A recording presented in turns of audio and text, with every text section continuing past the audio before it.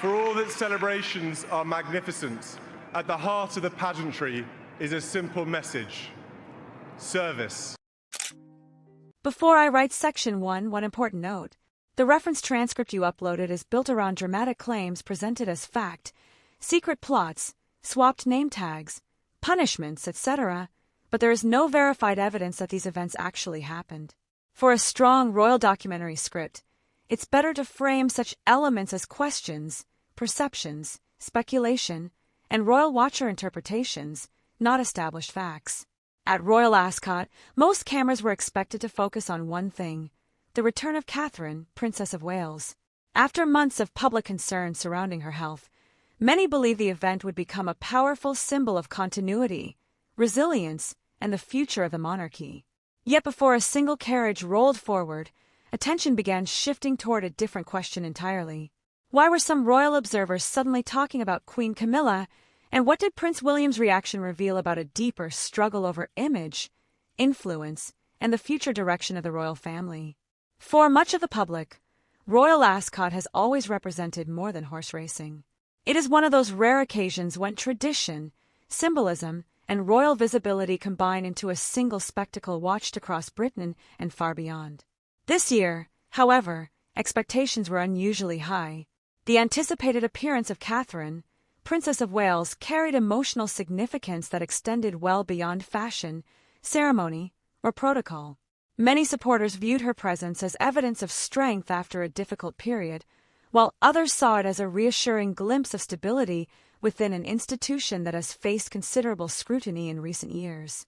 That alone would have guaranteed worldwide attention. But what made the situation more fascinating was the growing sense that different members of the royal family were entering the event with very different priorities. On one side stood Prince William, the Prince of Wales, increasingly viewed as the future face of the monarchy. Beside him was Catherine, whose popularity had only intensified during her absence from public life. Together, they represented continuity, renewal, and the next chapter of royal leadership.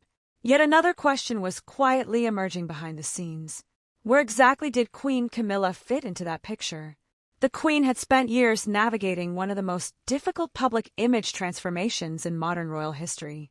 Her position within the institution had been earned through patience, persistence, and gradual public acceptance.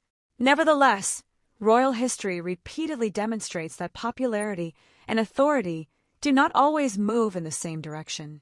Sometimes the individuals who command the most attention are not necessarily those who hold the highest formal rank. That distinction matters, because as Catherine's return approached, commentators began noticing something unusual. Conversations surrounding Royal Ascot were increasingly focused on the Princess of Wales rather than the reigning queen. Headlines, television segments, and social media discussions seemed drawn toward the future rather than the present. For some observers, that shift was entirely natural. For others, it highlighted a growing reality that Buckingham Palace may eventually need to manage carefully. The monarchy thrives on hierarchy, but public fascination often follows a different set of rules. And that raises an intriguing question. When the institution finds itself balancing a reigning generation and a future generation simultaneously, who becomes the symbolic center of attention? The answer is not always straightforward. Throughout royal history, moments of transition have often created subtle tensions, not necessarily personal tensions, but institutional ones. Public interest naturally gravitates toward the figures who represent tomorrow. In the current era, many analysts believe that Prince William and Catherine increasingly occupy that role. Every appearance, every photograph, every public engagement is examined not only for what it says about the present monarchy, but for what it suggests about the monarchy that may eventually follow. That growing focus creates opportunities, but it also creates challenges. Because while Catherine's return generated enormous goodwill, it simultaneously amplified discussions about succession, generational change, and the evolving priorities of the royal household. Suddenly, an event that should have been straightforward became layered with symbolism. Was this simply a celebration of Catherine's recovery? Or was it becoming something larger? A public reminder of where many people believe the future of the institution now resides. As those questions circulated, Prince William appeared increasingly determined to maintain a clear message. Throughout recent years, the Prince of Wales has consistently emphasized stability, duty, and family unity. Yet he has also demonstrated a willingness to protect Catherine from unnecessary pressures and distractions. That protective instinct has become one of the defining features of William's public role. Royal watchers have noticed it repeatedly. Whenever scrutiny intensifies, whenever speculation grows louder, the future king often seems focused on ensuring that attention remains directed toward the broader purpose rather than personal controversies. Some commentators interpret that approach as strategic leadership.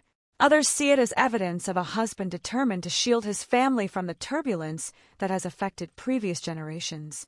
Either way, it has become impossible to ignore. And that is where the royal Ascot story begins to take on a deeper significance. Because beneath the elegant hats, polished carriages, and carefully choreographed traditions lies a much larger question about influence inside the modern monarchy. Not necessarily influence measured by titles or official authority, but influence measured by public affection, media attention, and symbolic importance. Those forms of influence can be extraordinarily powerful. In some cases, they shape public perception more effectively than any official announcement ever could.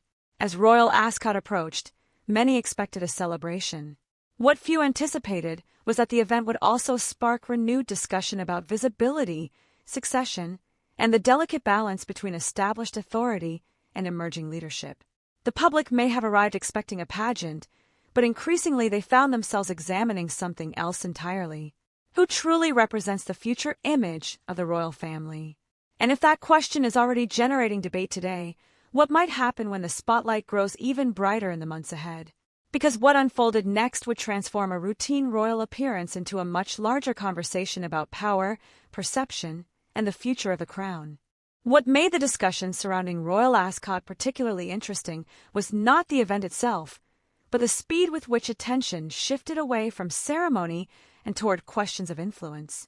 Royal events are carefully structured, carefully timed, and carefully managed. Yet every so often, an appearance begins generating conversations that extend far beyond the official schedule. This seemed to be one of those moments. As images of Catherine, Princess of Wales, circulated, many commentators focused on her return, but others began examining something less obvious. Why did the reaction feel so significant? After all, members of the royal family appear at public events regularly. What made this appearance different? Part of the answer may lie in timing. The monarchy currently finds itself navigating a period unlike any it has experienced in decades. King Charles III continues to carry out his constitutional responsibilities while simultaneously facing public attention surrounding his health. At the same time, Prince William has assumed an increasingly visible role, often representing continuity and future leadership in the minds of many observers. Those two realities are unfolding simultaneously, creating a unique dynamic inside the institution.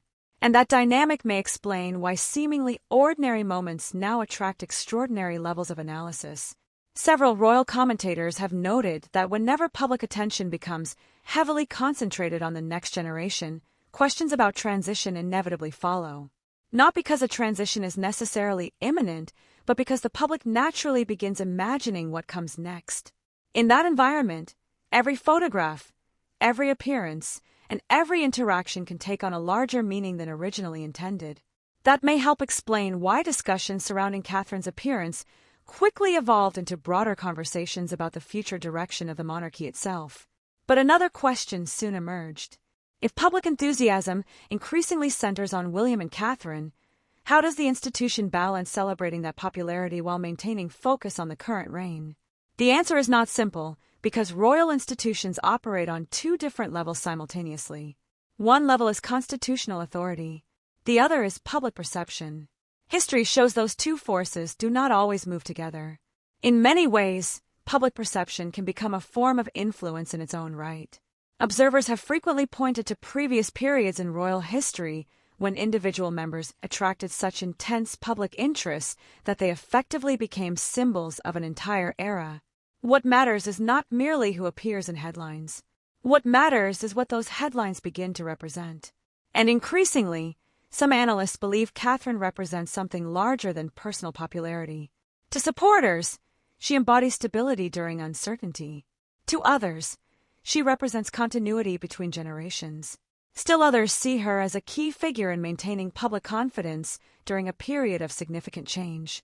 Whether one agrees with those interpretations or not, their existence helps explain why her return generated such intense attention. Yet that realization creates another layer of complexity. Because whenever one figure becomes a symbol of institutional confidence, expectations inevitably rise. Every appearance begins carrying greater significance. Every absence becomes more noticeable. Every public engagement attracts additional scrutiny. And that raises a concern that some royal watchers have quietly discussed for months. Has the monarchy become increasingly dependent upon a relatively small number of individuals to carry its public image? It is a delicate question. Royal households traditionally rely on multiple senior figures sharing responsibilities across hundreds of engagements each year. However, public attention rarely distributes itself evenly. Some personalities naturally attract greater interest than others. When that happens, institutions must carefully manage both opportunity and risk. The opportunity is obvious. Strong public support can strengthen confidence in the monarchy. The risk is less obvious. Concentrating public attention around a handful of figures can unintentionally create expectations that become difficult to sustain over time. That may be one reason why recent appearances have been examined so closely, not because of any single event, but because they offer clues about how the institution is adapting to changing circumstances. Meanwhile, another development was beginning to attract attention among experienced royal observers. For years, discussions about succession largely focused on constitutional procedure.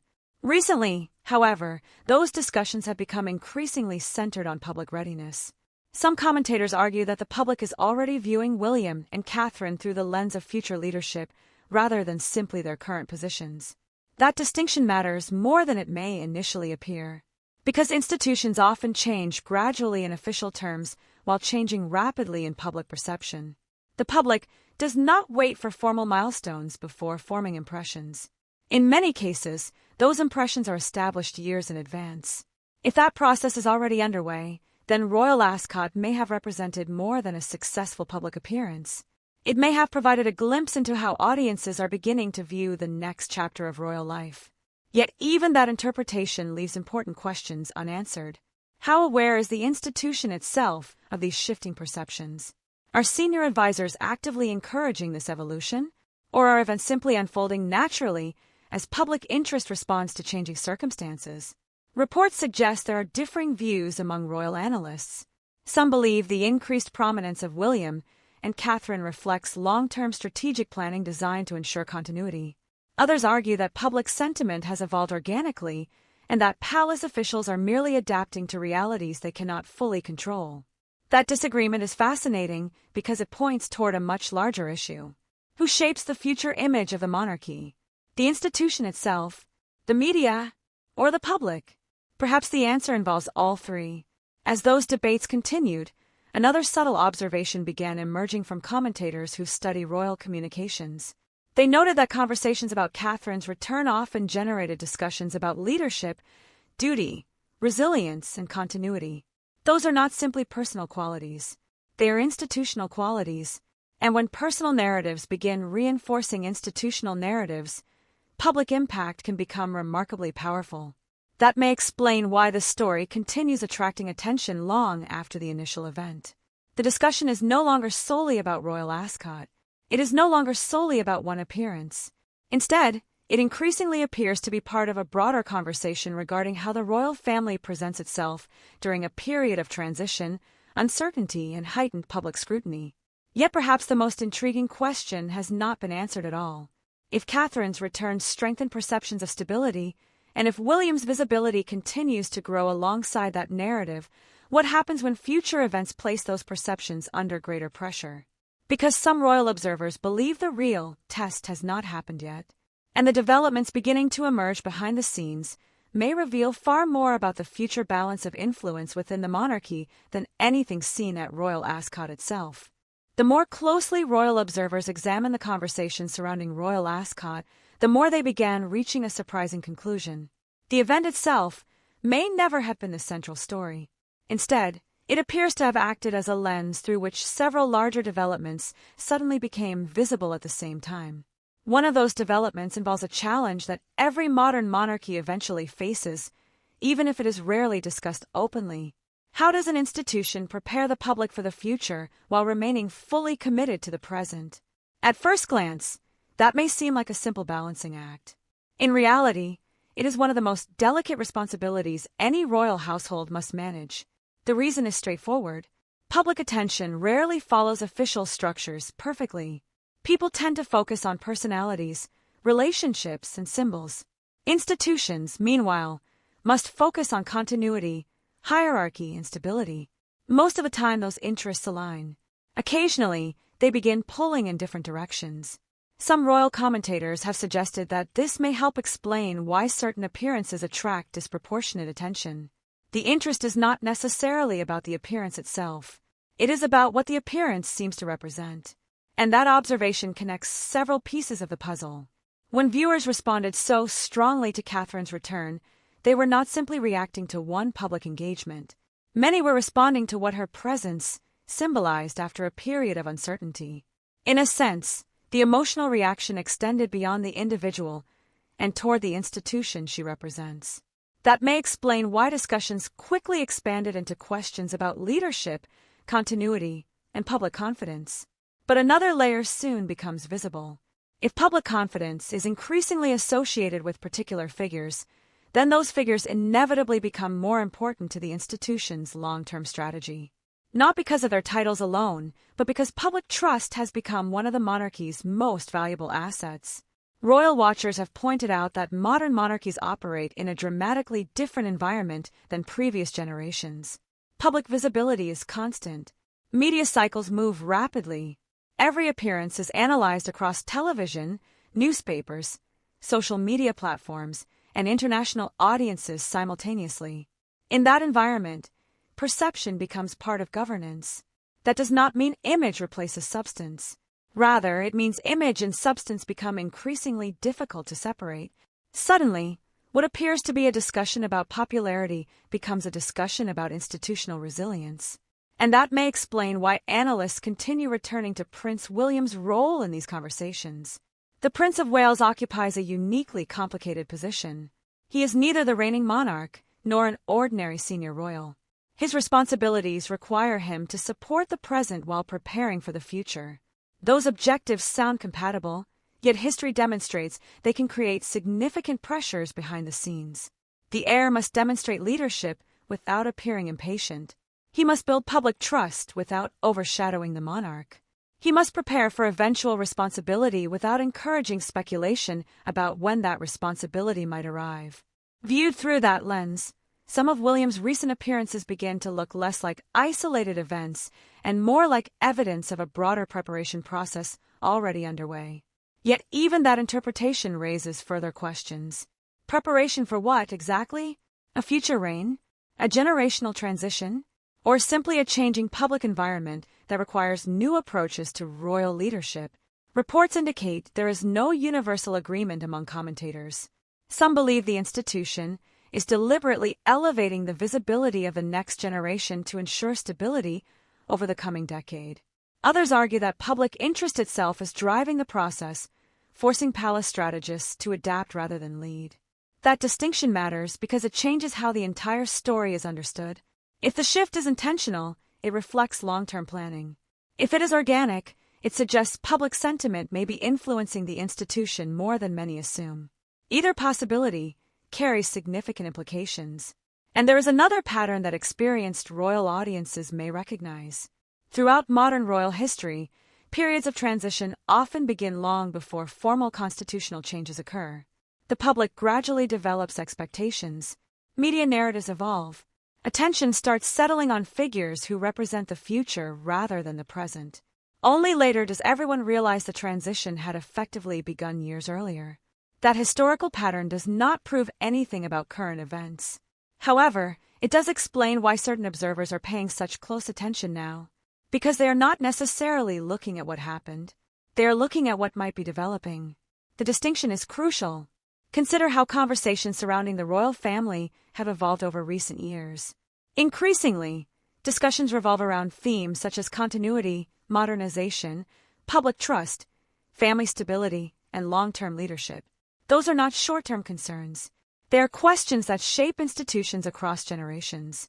And once those themes become dominant, every significant public appearance starts contributing to a much larger narrative. That may explain why even small developments sometimes generate surprisingly extensive analysis. People are searching for signals. Signals about priorities. Signals about relationships. Signals about the future direction of the monarchy. But perhaps the most revealing connection involves timing. Several royal commentators have noted that moments of heightened attention often arrive precisely when institutions are attempting to project confidence. Whether intentionally or not, Catherine's return occurred during a period when reassurance carried unusual value. The resulting public reaction may therefore reveal as much about audience concerns as it does about royal strategy. In other words, the popularity of certain figures could be telling us something broader about what people currently want from the monarchy itself. That possibility changes the story yet again. Because if audiences increasingly associate stability with particular individuals, then future institutional decisions may be evaluated through that lens, whether palace officials intended or not. And that creates a fascinating challenge. How does the monarchy preserve its identity as an enduring institution while simultaneously benefiting from the popularity of specific personalities? There is no easy answer. History suggests every royal generation must eventually confront that question in its own way. Yet one unresolved issue continues hovering over everything discussed so far.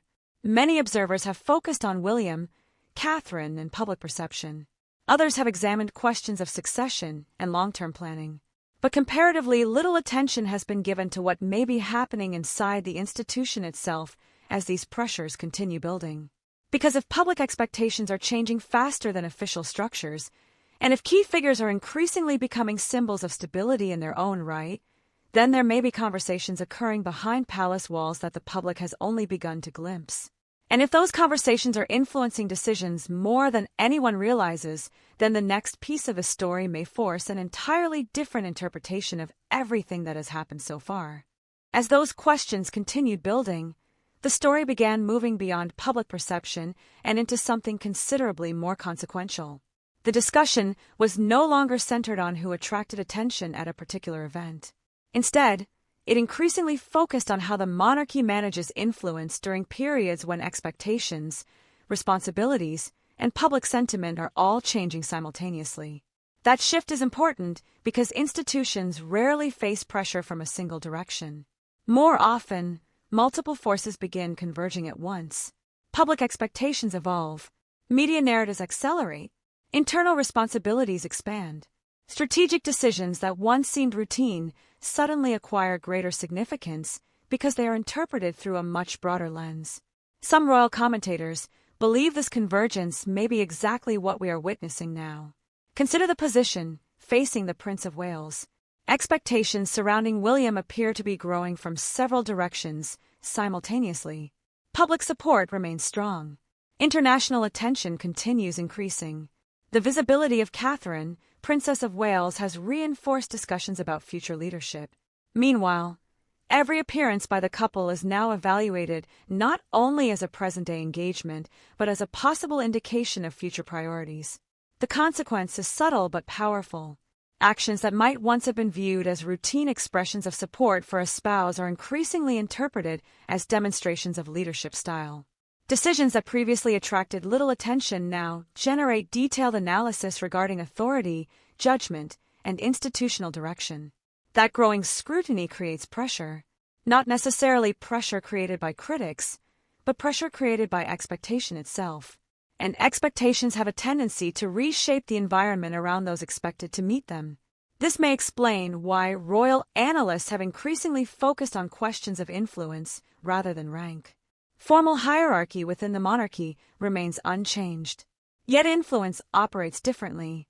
Influence is often measured through confidence, trust, visibility, and symbolic importance.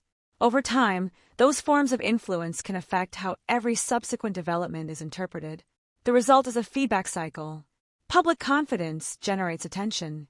Attention increases expectations. Expectations increase scrutiny. Scrutiny increases the significance of future decisions. And those future decisions then generate even greater interest. Several royal watchers have noted that this cycle appears to be accelerating rather than slowing. If that assessment is correct, then the implications extend well beyond one event or one season of royal appearances. They begin touching the institution's long-term planning. Because another question is becoming increasingly difficult to ignore. How does the monarchy distribute responsibility when public attention becomes concentrated around a limited number of figures? That challenge is not new. Yet modern communications have intensified it dramatically. Every image can circulate globally within minutes. Every public appearance becomes available for immediate interpretation. Every perceived signal can generate countless competing narratives. As a result, the institution must balance visibility with sustainability. Too little visibility creates uncertainty. Too much concentration creates dependency. Finding the balance between those two outcomes is extraordinarily difficult, and some observers believe recent developments may reveal how seriously that challenge is being taken. Reports suggest that discussions surrounding continuity and stability have become increasingly important in public coverage of the royal family. What makes that notable is that continuity and stability are not short-term objectives. They are long-term institutional priorities. When those themes begin dominating public conversation, it often indicates that audiences are evaluating events differently than before. Instead of asking what happened today, people begin asking what today's events suggest about tomorrow. That subtle change may explain why reactions to Catherine's return carried such significance. The response was not merely emotional. It was interpretive. People appeared to be drawing conclusions. Conclusions about resilience. Conclusions about leadership. Conclusions about the future image of the monarchy. Whether those conclusions are accurate remains open to debate. Yet their existence alone creates consequences. Because institutions must eventually respond to public expectations, even when those expectations emerge organically. At the same time, another layer of pressure may be developing beneath the surface. Royal commentators have increasingly pointed out that periods of strong public support often create strategic dilemmas rather than strategic simplicity. The reason is straightforward. Success generates choices. Which voices should become more prominent? Which responsibilities should expand? How quickly should visible leadership evolve? How much preparation should occur publicly versus privately? Those questions rarely receive official answers. Nevertheless, they shape decisions in ways the public may never fully see. And that brings multiple strands of a story together. The heightened attention surrounding Catherine, the growing visibility of William, the continuing discussions regarding continuity, the broader interest in future leadership, the increasing focus on institutional stability. Viewed separately, each development appears manageable. Viewed together, they suggest something more significant, a gradual shift in how the monarchy is being perceived. Not officially, not constitutionally, but psychologically. And psychological shifts often occur long before structural changes follow. That possibility has led some analysts to examine recent events from a completely different perspective. Rather than asking whether specific appearances were successful, they ask whether those appearances are helping shape expectations that may eventually influence future decisions. If so, the consequences become much larger than individual headlines. Because expectations, once established, can become remarkably difficult to reverse. Yet perhaps the most revealing reaction has come from the public itself. Many discussions that began with one event have steadily expanded into conversations about responsibility, readiness, and long-term leadership. That progression suggests audiences may already be connecting dots that previously remained separate. And if the public is beginning to see those connections, palace advisors are almost certainly aware of them as well. Which raises a question that may be more important than any discussed so far. What happens when public expectations, institutional planning, and future leadership narratives begin moving in the same direction at the same time? Some observers believe that is precisely the point where royal stories stop being about appearances and start becoming about decisions. Not decisions that are announced, decisions that are prepared. And if that preparation is already underway in ways the public only partially understands, then the next development may reveal that everything discussed so far, from visibility and influence to continuity and public trust, has been pointing toward a much larger turning point than anyone initially realized. What makes this story particularly revealing is that, by this stage, the discussion has moved far beyond the original question of visibility, attention, or even royal ascot itself. The deeper significance lies in what the reaction exposed. It revealed how closely public confidence, future leadership, and institutional stability have become intertwined in the minds of many observers.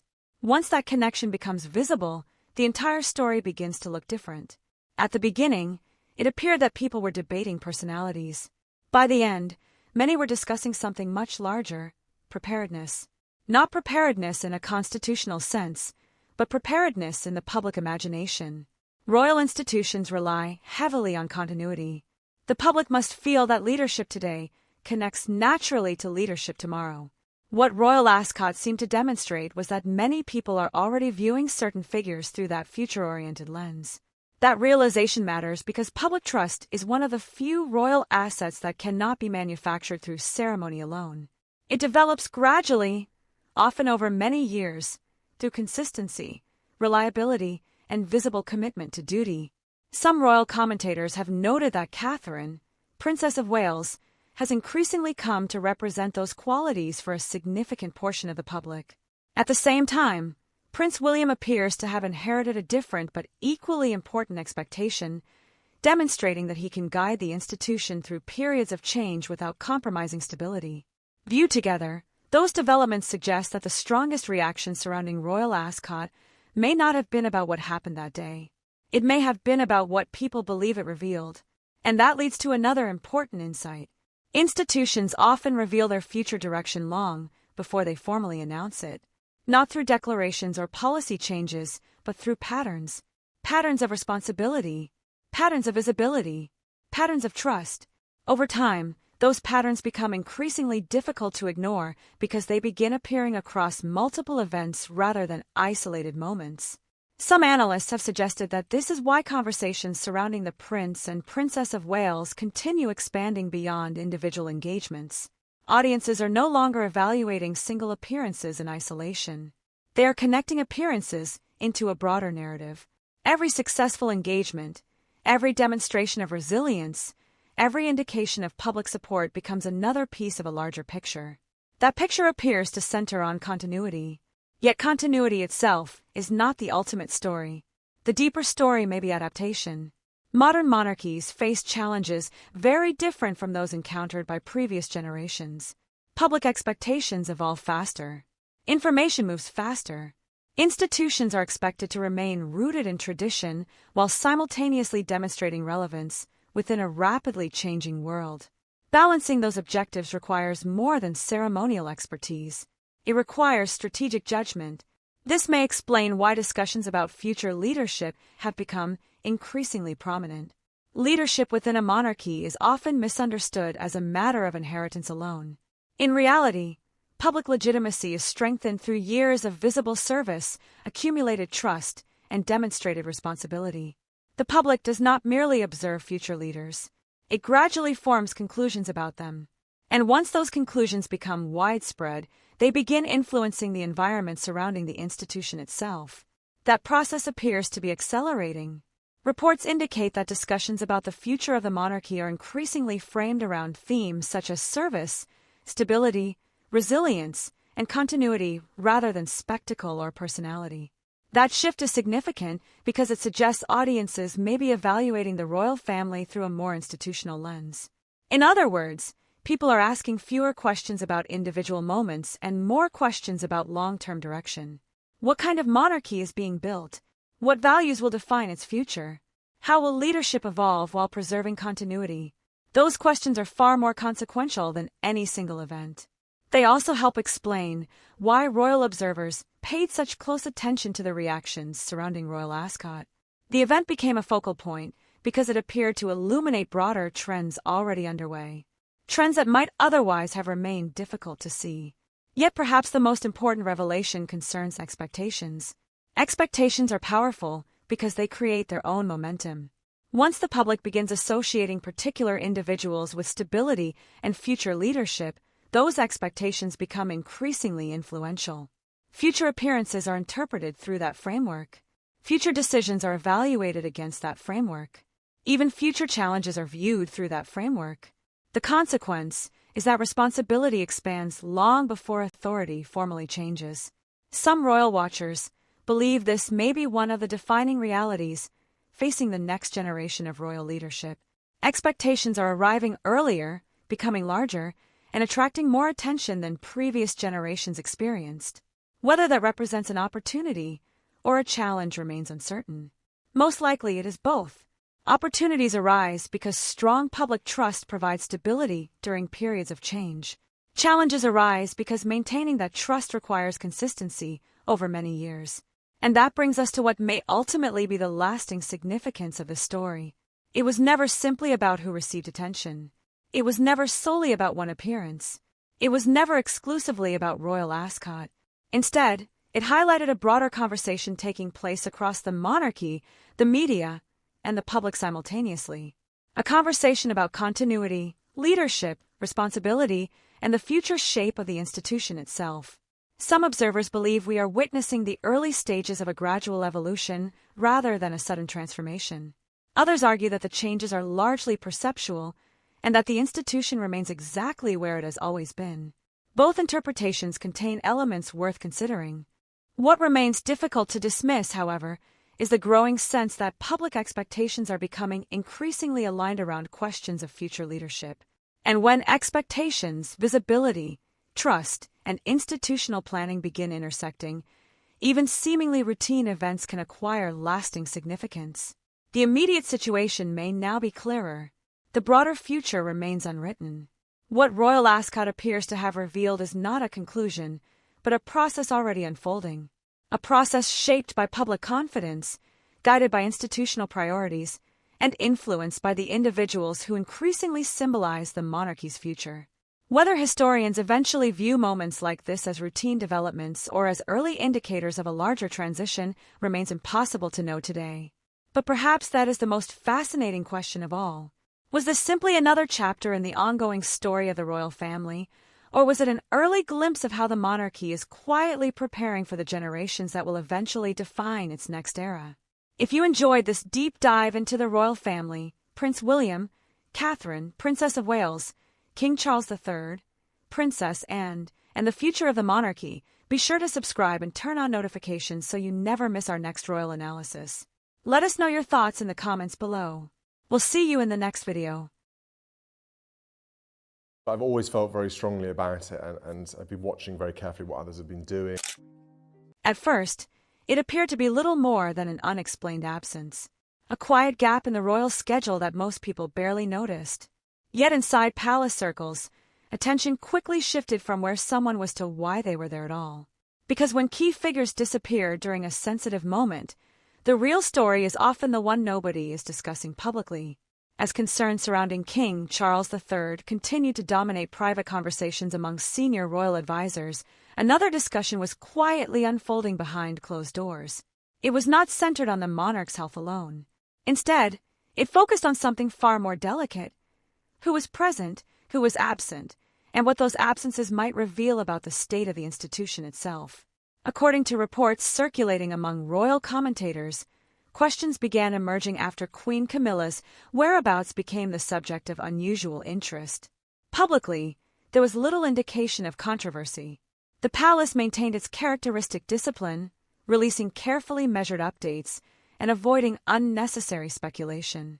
Yet observers who follow royal movements closely noticed that attention was increasingly turning toward the Queen's activities at a moment when many expected senior members of the royal family to project unity and reassurance. Why did that matter? Because symbolism has always played a powerful role within the monarchy. Royal duties are not measured solely by official responsibilities. They are also measured by appearances, presence, and public perception. Throughout modern royal history, moments of uncertainty have often been met with visible displays of solidarity designed to reassure both the public and the institution itself.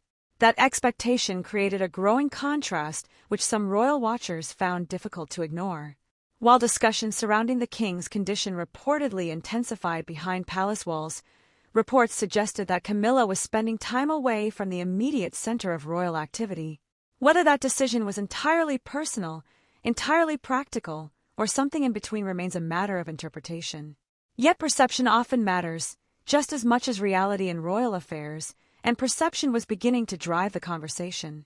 For Prince William, the Prince of Wales, the issue may have extended beyond a simple scheduling decision. The future king has spent much of his public life emphasizing themes of duty, service, and responsibility. Those principles were deeply ingrained during his upbringing and reinforced through years of preparation for the role he will eventually inherit. Several royal commentators have noted that William tends to view institutional obligations through a particularly disciplined lens, especially during periods when public confidence becomes critically important. If that assessment is accurate, then the questions surrounding Camilla's absence would likely have carried broader implications. Not because of a single trip, not because of a single decision, but because of what the decision appeared to communicate during a sensitive moment. And this is where the story begins moving beyond appearances. According to reports discussed by royal analysts, concerns inside certain royal circles were already growing regarding the distribution of influence within various parts of the royal household. Most large institutions develop networks of trusted advisors, long-serving associates, and established relationships over time. The monarchy is no exception. Different reigns naturally bring different groups into positions of prominence. However, some observers began asking whether those networks had expanded further than many people realized. The question was subtle but important. Had influence become concentrated around individuals whose positions owed more to personal relationships than institutional necessity? That question was never likely to be answered publicly, yet it reportedly became part of wider conversations taking place as senior royals evaluated the future direction of the monarchy. For William, such concerns would have touched directly upon a challenge he is expected to face throughout his future reign: how to modernize certain aspects of the institution while preserving public trust in its impartiality. The issue was no longer simply about one person's actions. It was becoming a discussion about structure. And structure always matters because structures survive long after individual controversies disappear. Royal watchers have pointed out that periods of transition often expose arrangements that previously attracted little attention. Practices accepted during one era suddenly face scrutiny when leadership begins evolving. Relationships that once seemed routine are reevaluated through the lens of future priorities. That appears to be exactly what was happening. The more analysts examined the situation, the more they focused on patterns rather than personalities. Who held influence? Who shaped decisions? Who would continue shaping them in the years ahead? Those questions gained additional significance because William was no longer viewed simply as the heir waiting patiently in the background. Increasingly, he was being seen as a leader actively preparing for the responsibilities that accompany the crown. Preparation changes perspective. An heir can tolerate certain arrangements. A future king must evaluate them. And according to several royal commentators, that distinction may explain why tensions surrounding the situation appear to intensify so quickly behind the scenes. What some observers initially interpreted as frustration may actually have reflected something larger: a growing determination to establish clear boundaries regarding authority, accountability, and institutional priorities before a future transition occurs. If true, that would make the story considerably more significant than many first assumed, because it would suggest that discussions triggered by one controversial absence were beginning to evolve into discussions about the future shape of royal governance itself. And that possibility became even more intriguing when attention turned toward another figure whose influence inside the monarchy has often been underestimated: Princess Anne, the Princess Royal. Known for her unwavering commitment to duty and her deep understanding of royal operations, and has long been regarded as one of the institution's most respected figures. Unlike many royal stories that unfold in public view, her influence is frequently described as quiet, strategic, and highly consequential, which raises an important question. If senior members of the royal family were becoming increasingly concerned about questions of authority, influence, and institutional discipline, where did it stand? Because according to growing speculation among royal observers, a series of private discussions involving the Princess Royal may have played a far greater role in shaping subsequent events than anyone outside palace walls initially realized. And if those reports contain even a measure of truth, then what happened next may have transformed an uncomfortable family dispute into something far more consequential for the future of the monarchy itself. Source inspiration provided by the user. The significance of those reported conversations became clearer when attention shifted away from individual personalities and toward the machinery of the monarchy itself. Royal institutions rarely react dramatically to a single controversy, particularly one involving scheduling decisions or public appearances. What captures the attention of experienced royal observers is when seemingly separate concerns begin converging into a broader discussion about authority, responsibility, and the future direction of the crown. That appears to be exactly what some analysts believed was happening behind palace walls. Reports suggest that private discussions were no longer focused solely on the question of whether a particular absence was appropriate. Instead, attention increasingly centered on who would ultimately shape key decisions during a period of growing uncertainty. In most organizations, such questions are important. Within the royal family, where continuity and stability form the foundation of public confidence, they become enormously significant. The reason is simple. Moments of transition have a way of revealing priorities that remain hidden during calmer periods. When everything is functioning normally, influence often operates quietly. Yet when pressure begins to build, individuals and institutions reveal what they truly value. According to several royal commentators, this was the stage the monarchy appeared to be entering. The future king was reportedly examining issues that stretched far beyond the immediate controversy. Some observers believe he was increasingly concerned with the long-term structure of royal operations and whether existing arrangements would remain suitable for the decades ahead. That raises an intriguing question. Was the developing tension really about a disagreement involving one senior royal figure, or was it actually an early sign of a much larger transition already underway? Several analysts have argued that William's position within the institution has changed considerably over the past few years. The Prince of Wales is no longer viewed simply as the next monarch in line. Increasingly, he is seen as an active participant in shaping the future identity of the monarchy itself. That distinction matters because future monarchs are often judged not by how they inherit institutions, but by how they prepare them. Preparation requires difficult choices. It requires evaluating long-standing relationships. And occasionally, it requires questioning assumptions that previous generations accepted without challenge. Some royal watchers noted that the growing discussion surrounding influence networks may have reflected exactly this kind of evaluation. While there is no public evidence suggesting wrongdoing, commentators increasingly focused on whether certain advisory structures had become too closely associated with particular individuals rather than the institution they were intended to serve. The implication was subtle but important. If influence becomes identified with personalities rather than principles, what happens when leadership changes? That question extends far beyond any single controversy. It reaches directly into the future of the monarchy itself. What made the situation even more consequential was the reported involvement of senior figures whose reputations have long been associated with institutional stability rather than political maneuvering. Whenever experienced royal figures begin paying close attention to structural questions, observers tend to assume that deeper concerns may be developing beneath the surface. And those concerns appear to be multiplying. Royal commentators have noted that every modern monarchy faces a delicate balancing act. It must preserve tradition while adapting to changing expectations.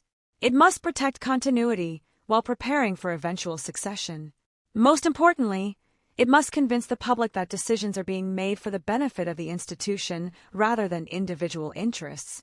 The challenge becomes considerably more difficult when public perception starts moving faster than official communication. Because once narratives begin forming outside palace walls, they can develop a momentum of their own. That is precisely why some analysts believe the story attracted so much attention among experienced royal observers. The visible controversy may have been relatively straightforward, but the questions it triggered were anything but simple. Who exercises influence during periods of uncertainty? Who determines priorities when competing interests emerge? And perhaps most importantly, who is preparing for the monarchy that will exist 10 or 20 years from now? Those questions became even more relevant as reports emerged suggesting that internal reviews of various royal operations may have been receiving increased attention. Such reviews are not unusual in themselves. Large institutions routinely assess procedures, budgets, staffing structures, and strategic objectives. Yet timing often shapes interpretation. When reviews occur during periods of heightened sensitivity, observers naturally wonder whether they form part of a larger process. Several royal watchers pointed out that William's reputation has consistently been associated with modernization, efficiency, and long-term planning. Throughout his public life, he has demonstrated an interest in streamlining responsibilities and focusing royal resources on clearly defined priorities. Viewed through that lens, the growing discussions surrounding influence and accountability begin to look somewhat different. They stop appearing as isolated reactions. Instead, they begin looking like components of a broader vision. And that possibility carries enormous implications. Because if the future king is already thinking beyond immediate controversies, then every decision becomes part of a much larger strategic picture. Not a picture centered on today's headlines. A picture centered on tomorrow's monarchy. That realization led some commentators to revisit another aspect of the situation that had initially received less attention than it deserved. Public trust. For decades, the royal family has relied upon a delicate relationship with the public, one built not merely on tradition but on the perception of service. Whenever events occur that appear inconsistent with that perception, questions inevitably follow. Sometimes those questions fade quickly. Other times they expose deeper anxieties about leadership, accountability, and institutional direction. Several analysts suggested that this may be why reactions inside royal circles reportedly appeared stronger than many outsiders expected. The issue was no longer simply reputational. It was becoming strategic, a challenge affecting how future decisions would be viewed, a challenge affecting how future leadership would be judged, and perhaps a challenge affecting how the next era of the monarchy would be introduced to the public. Yet even as these discussions intensified, another layer of uncertainty remained unresolved. Because while attention focused on influence, accountability, and succession planning, reports suggested that private conversations among senior royals were beginning to move toward a far more sensitive question, one involving not only who holds authority today, but who may be preparing to exercise it sooner than many people previously imagined. If that interpretation is correct, then everything discussed so far may represent only the outer edge of a much larger story, one that could fundamentally change how royal observers understand the decisions currently being made behind closed palace doors. What makes that possibility so important is that it helps explain a contradiction that had puzzled many observers from the beginning. If the controversy were truly limited to one person's decision, it would likely have faded quickly. Royal institutions have weathered countless disagreements, misunderstandings, and periods of unfavorable publicity. Yet reports suggest that discussions continued far longer than many expected, and that persistence may reveal something crucial about what was actually happening beneath the surface. The real concern may never have been the event itself. It may have been what the event exposed. According to several royal commentators, periods of institutional transition often bring hidden assumptions into the open. Arrangements that functioned comfortably under one set of circumstances suddenly attract scrutiny when future leadership begins evaluating the same system through a different lens. What previously seemed acceptable is not necessarily viewed the same way when an organization starts preparing for its next chapter. That observation helps connect several of the questions raised earlier. Why did influence become such an important topic? Why were experienced figures reportedly paying close attention? Why did discussions appear to expand beyond the immediate issue? The answer, some analysts suggest, may lie in the difference between managing a monarchy and inheriting one. Those are not identical responsibilities. A reigning monarch must govern within existing realities. A future monarch must decide which realities should continue and which should evolve. The closer succession planning moves from theory to practical consideration, the more those questions begin shaping present-day decisions. Suddenly, what appears to be a disagreement over priorities becomes a conversation about long-term direction. And that shift changes everything. Several royal watchers have pointed out that William's public approach has consistently emphasized institutional clarity. Throughout the years, he has often appeared more interested in systems than personalities, more concerned with sustainable structures than short-term solutions. Whether discussing charitable initiatives, royal engagements, or broader modernization efforts, the pattern has remained remarkably consistent. Viewed through that framework, recent developments start forming a more coherent picture. The reported concerns about influence, the growing focus on accountability, the attention directed toward future planning. Rather than existing as separate issues, they begin looking like pieces of the same strategic conversation. A conversation centered on readiness. Because readiness becomes increasingly important when uncertainty grows. And uncertainty, according to many commentators, may be one of the defining pressures currently facing the institution. Not uncertainty about who eventually inherits the throne. That question is already settled.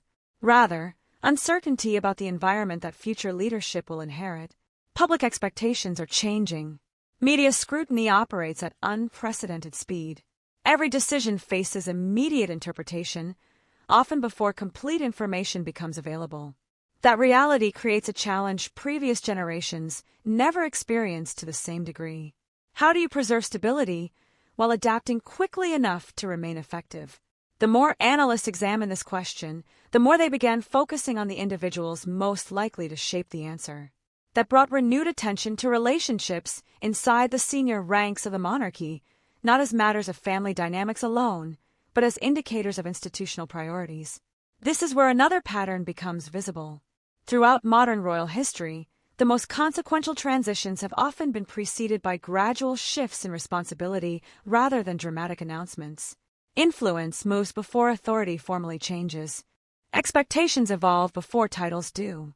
Decisions begin reflecting future realities long before those realities become publicly obvious. Some observers believe that is precisely what may be occurring now. Not a transfer of power, a transfer of preparation. That distinction matters because preparation reveals intent. When resources, attention, and strategic planning increasingly focus on future challenges, it suggests that key decision-makers believe those challenges are approaching faster than many outsiders realize. If true, that may explain why certain developments have generated stronger reactions internally than externally. Those closest to institutional planning often see implications that remain invisible to the broader public. Yet even this interpretation leaves an important question unanswered.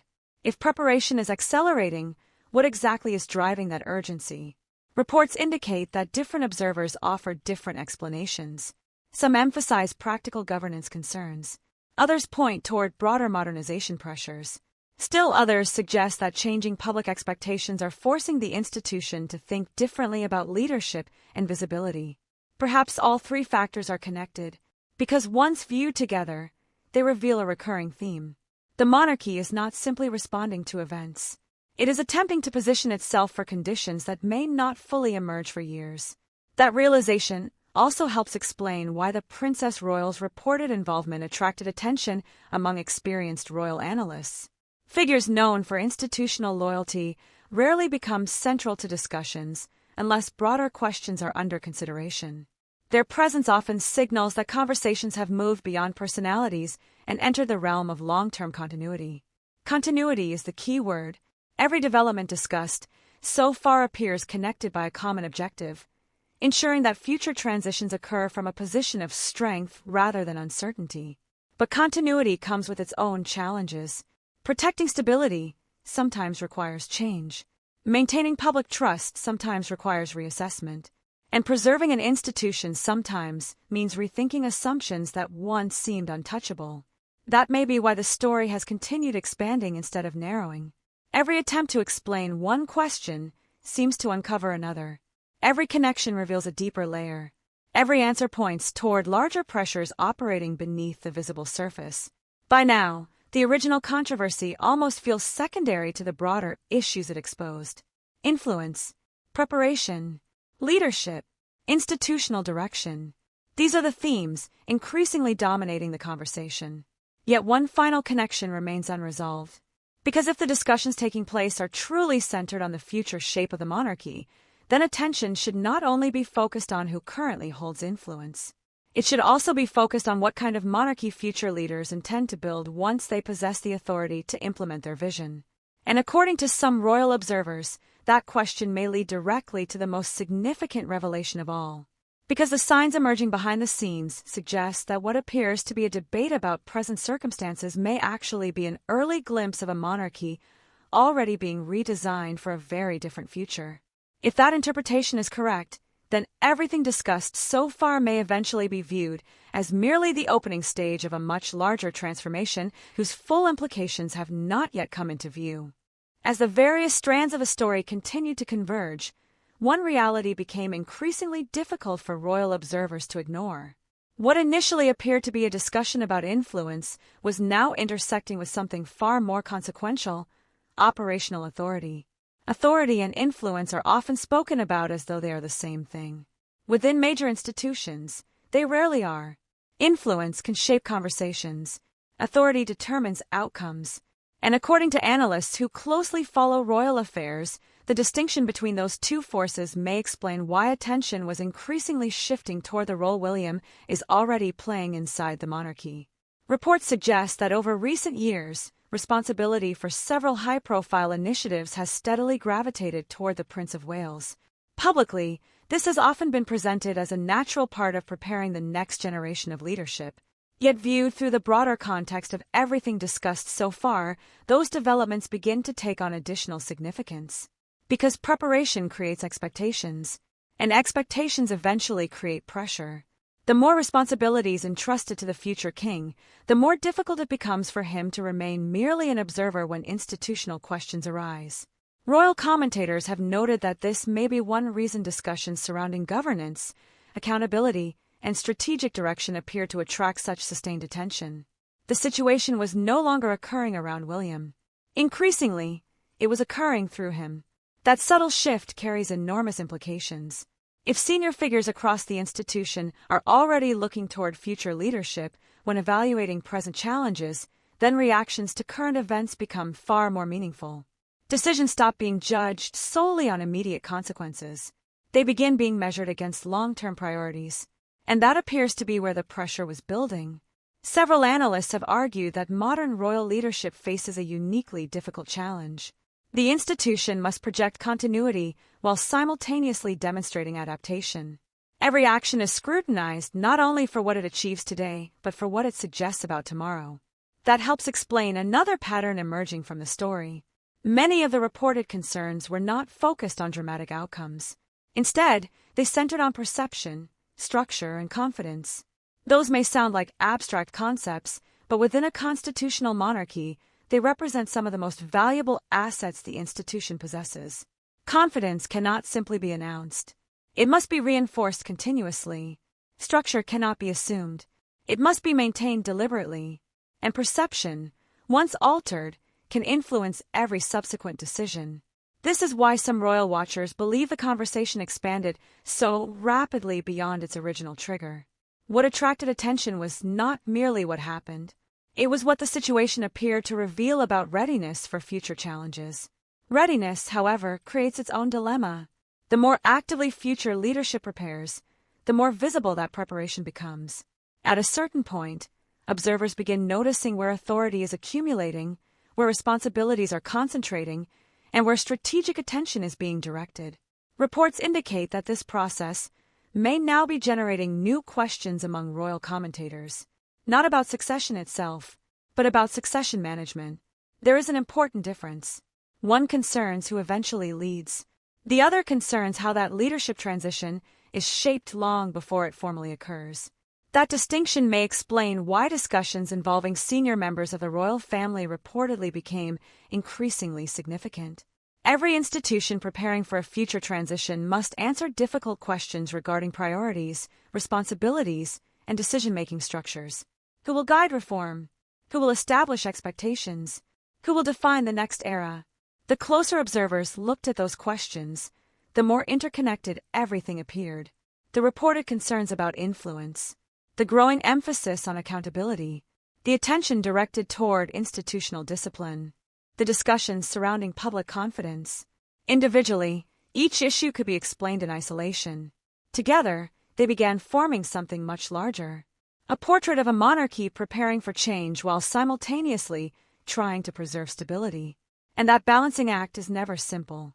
Royal commentators have suggested that one of the greatest challenges facing any future monarch is determining how much change can occur without weakening the traditions that give the institution its legitimacy. Move too slowly, and the monarchy risks appearing disconnected from contemporary expectations. move too quickly, and it risks unsettling the very stability it seeks to protect. That tension may now be intensifying, because the pressures influencing future decisions are no longer theoretical. They are becoming immediate. Public expectations continue evolving. Media narratives move at extraordinary speed. Institutional responses are judged instantly, often before full context becomes available.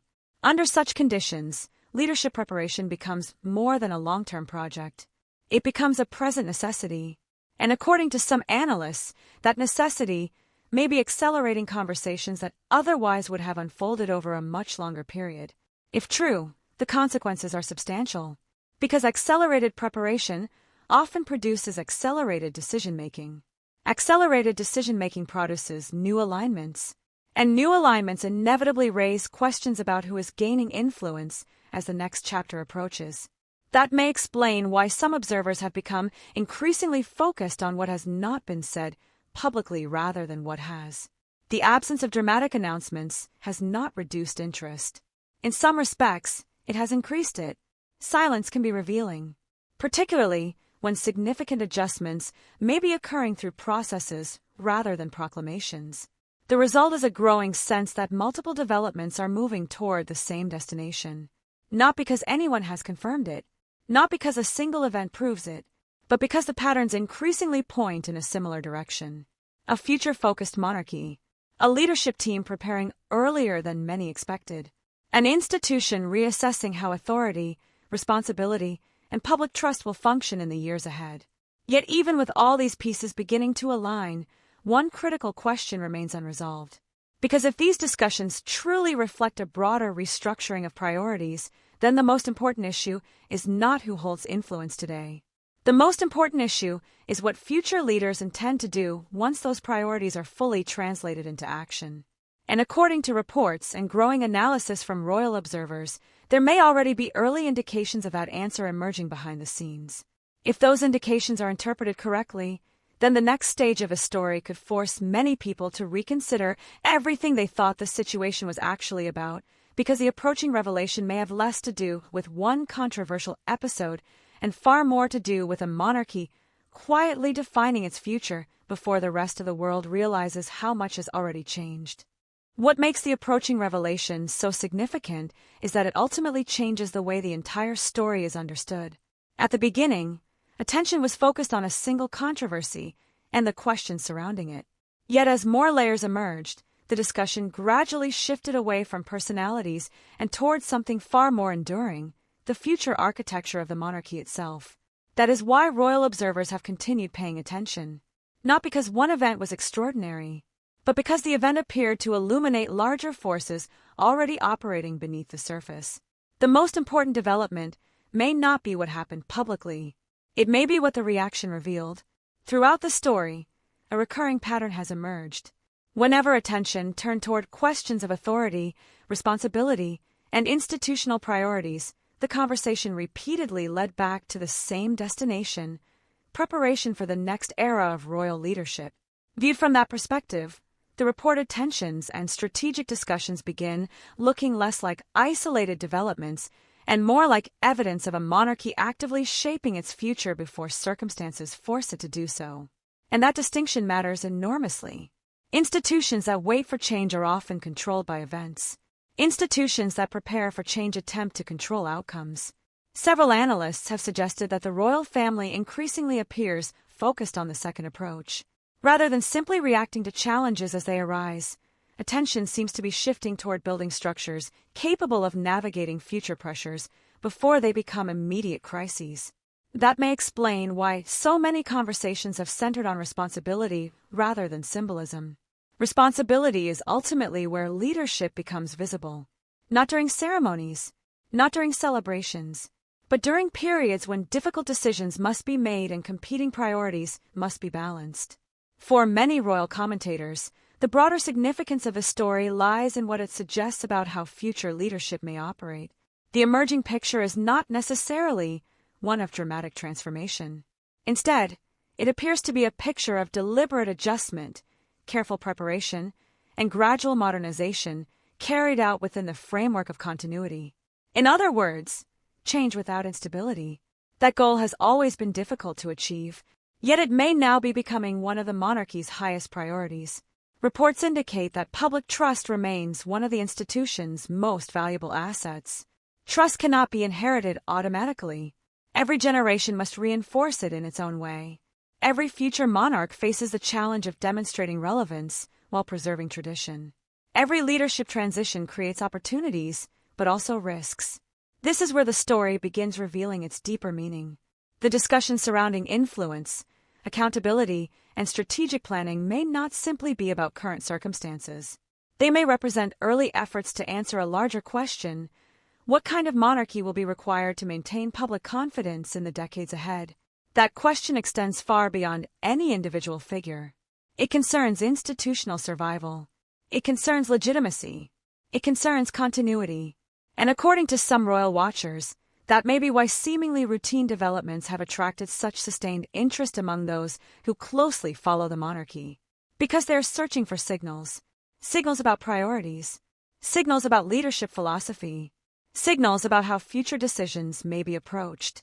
The more those signals are examined collectively, the more a broader trend appears to emerge. A stronger emphasis on structure. A greater focus on accountability. A growing interest in long-term planning. An increasing willingness to think beyond immediate headlines. These themes may not generate dramatic public announcements, but they can shape institutions for decades. That is why succession stories are rarely only about succession. They are about preparation. They are about stewardship. They are about ensuring that authority passes from one generation to the next without weakening the institution itself. And in that respect, this story begins to look very different from how it first appeared. What initially seemed to concern individual decisions now appears connected to questions of institutional direction. What appeared to be a short-term controversy increasingly resembles part of a broader effort to define expectations for the future. The consequences of that shift could extend far beyond the present moment. Future leaders will inherit an environment shaped by rapidly evolving public expectations, constant media scrutiny, and increasing demands for transparency. Navigating those realities will require more than tradition alone. It will require strategy, discipline, and a clear understanding of the monarchy's role in a changing world. Some observers believe that preparations for those challenges are already underway. Others argue that such interpretations may overstate the significance of recent developments. Yet regardless of where one stands, the questions raised by this story are unlikely to disappear, because they touch on issues that every enduring institution must eventually confront.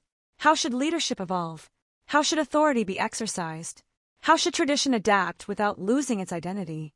And perhaps most importantly, how should a centuries-old institution prepare for a future that cannot be predicted with certainty? As those questions continue shaping discussions behind palace walls and among royal analysts, the broader significance of this story becomes clearer.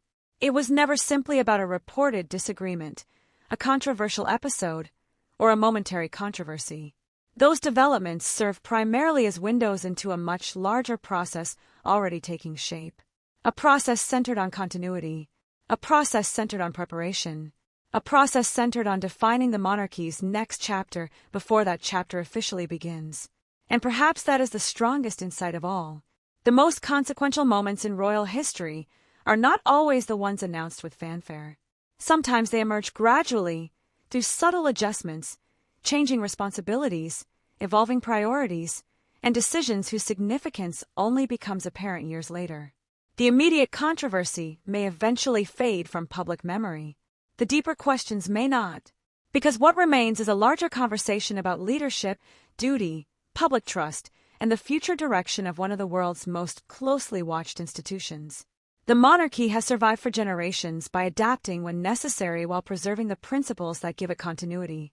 The developments discussed throughout the story may ultimately be remembered not for the controversy that first attracted attention, but for what they appeared to reveal about the preparation taking place behind the scenes.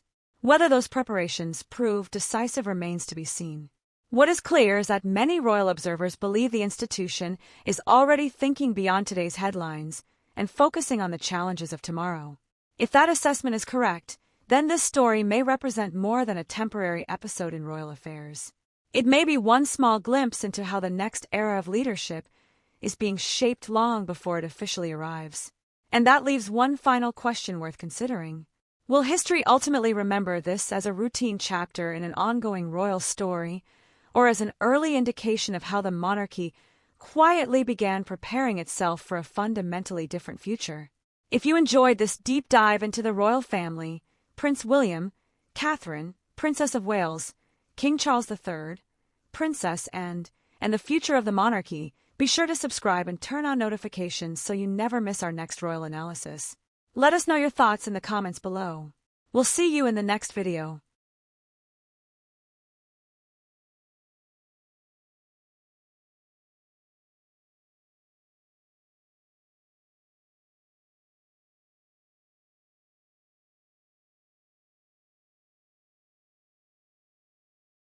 You get the atmosphere. I mean, I did find it harrowing. I mean, Did you find it harrowing? I did. At first, it sounded like just another royal rumor, the kind that briefly captures attention before quietly fading away. But then former staff accounts, long-forgotten tensions, and decades of unanswered questions began resurfacing all at once. Suddenly, royal observers were asking a very different question. Were there aspects of Queen Camilla's journey to the throne that King Charles III could never completely escape, no matter how hard the palace tried to move forward? For most of the public, the story of Queen Camilla appears settled. Years of public appearances, official ceremonies, and royal duties have gradually transformed her image from one of the most controversial figures in modern royal history into a recognized member of the monarchy's senior leadership. Yet beneath that carefully constructed public image lies a reality that continues to fascinate royal historians and longtime palace observers. The passage of time may soften controversy, but it rarely erases it completely. What makes this particularly interesting is that the questions surrounding Camilla are not necessarily about who she is today. Instead, they concern decisions, perceptions, and consequences that follow the royal family for decades. Some royal commentators have argued that King Charles III spent much of his adult life balancing two competing realities. One was his personal happiness, the other was the institution he was born to protect. The difficulty was that those two priorities did not always point in the same direction. That tension forms the foundation of the first uncomfortable truth. Long before Camilla became queen, her very presence represented one of the greatest public relations challenges the monarchy had faced in generations. By the early 1990s, public sympathy had become overwhelmingly aligned with Diana, Princess of Wales. As a result, any discussion involving Charles and Camilla was viewed through an emotional lens rather than a constitutional one. Even when official statements attempted to move the conversation forward, public opinion often remained fixed on questions that had never been fully resolved. What made this especially difficult was that perception itself became a form of reality. Institutions can address facts. They cannot easily control emotions. Millions of people had already formed conclusions about the situation, and those conclusions would influence royal coverage for years to come. Some observers believe this created a challenge that Charles never truly escaped. Every step toward legitimizing his relationship required navigating a level of public resistance rarely experienced by modern heirs to the throne. Yet that raises another question. If public opposition was so significant, how did the relationship ultimately survive decades of scrutiny? The answer may reveal a second truth that continues to divide royal audiences even today. Throughout numerous periods of controversy, Charles appeared remarkably determined to maintain the relationship despite the political, institutional, and reputational costs involved. Royal analysts have often pointed out that monarchies typically prioritize stability above all else. Yet in this case, the future king repeatedly accepted criticism, media pressure, and public disapproval rather than abandon a relationship many believed was damaging his image. Some interpret that decision as evidence of extraordinary personal loyalty. Others see it as a gamble that placed personal priorities ahead of institutional concerns. The fact that both interpretations continue to exist decades later demonstrates how unresolved the debate remains. And perhaps that is why the story still attracts attention. Because it forces a larger question about leadership itself. Should future monarchs be expected to sacrifice personal happiness for public duty? Or does a modern monarchy require a more human approach, even when it creates controversy? The answer depends largely on who is asked. However, a third issue complicates the picture even further. Royal watchers have frequently noted that Camilla's path to acceptance was never achieved through a dramatic turning point. Instead, it occurred gradually through years of persistence, visibility, and carefully managed public engagement. On the surface, that appears to be a remarkable rehabilitation of public image. Yet some critics argue that acceptance should not be confused with universal approval. That distinction matters, because approval and acceptance are fundamentally different things. A person can become accepted within an institution, while certain questions about the past continue lingering indefinitely. And that leads to another fascinating observation. Despite serving as queen, Camilla often generates very different reactions from different generations of royal followers. Younger audiences frequently evaluate her based on present-day performance and responsibilities. Older audiences are often more likely to remember the historical context that preceded her arrival at the center of royal life. The result is a unique dynamic. Two people can observe the same royal appearance and come away with entirely different interpretations based on which chapter of history they consider most important. Some royal commentators believe this generational divide explains why discussions about Camilla never seem to disappear entirely. But there may be an even deeper truth hidden beneath all of this. The controversy surrounding Camilla was never solely about Camilla herself. Instead, it became a symbol of something larger. It reflected broader questions about privilege, accountability, loyalty, marriage, public trust, and the responsibilities attached to royal status. In many ways, she became the focal point for debates that extended far beyond any individual member of the royal family. That reality created consequences not only for Charles but for the institution as a whole, because every monarchy depends on public confidence. And public confidence is shaped not only by present actions, but also by how past events are remembered. The challenge, therefore, was never simply winning acceptance in the moment. The challenge was managing a legacy that continued evolving with each passing year. Yet perhaps the most surprising aspect of the story is this. Many of the questions that once dominated headlines are now resurfacing in a completely different context. They are no longer being examined solely as personal controversies. Increasingly, they are being studied as lessons about leadership, reputation, and the long-term consequences of royal decision-making. And as more former staff accounts, historical records, and retrospective analyses continue emerging, some observers believe the conversation surrounding Camilla may be entering an entirely new phase, one that has less to do with old scandals and far more to do with how history ultimately judges the choices that shape the modern monarchy. Because if those reassessments continue gaining momentum, the next layer of the story may reveal that the most significant questions were never about the past at all, but about what those past decisions continue to mean for the future. What makes the story increasingly significant is that the debate surrounding Camilla no longer exists only in the realm of public opinion. Over time, it has become intertwined with questions about how modern monarchies manage reputation, succession, and institutional survival. The further royal observers look beneath the surface, the more they discover that the controversy was never confined to a single relationship. Instead, it touched nearly every major challenge the royal family would face over the next 3 decades. One reason this matters is because the monarchy operates differently from almost every other public institution. Governments can change leaders through elections. Corporations can replace executives. Royal families, however, must maintain continuity while simultaneously adapting to public expectations that are constantly evolving. When trust becomes strained, the consequences are rarely immediate. Instead, they unfold gradually across years, sometimes even generations. That reality has led some royal commentators to focus on a particularly uncomfortable question. If public trust is one of the monarchy's most valuable assets, what happens when a significant portion of the public remains divided about one of its most senior figures? The answer is not straightforward, but the implications are substantial. Because a monarchy depends not only on constitutional authority, but also on symbolic legitimacy. This is where the conversation begins to expand beyond Camilla herself. Several analysts have noted that the royal family spent years attempting to balance 2 competing narratives.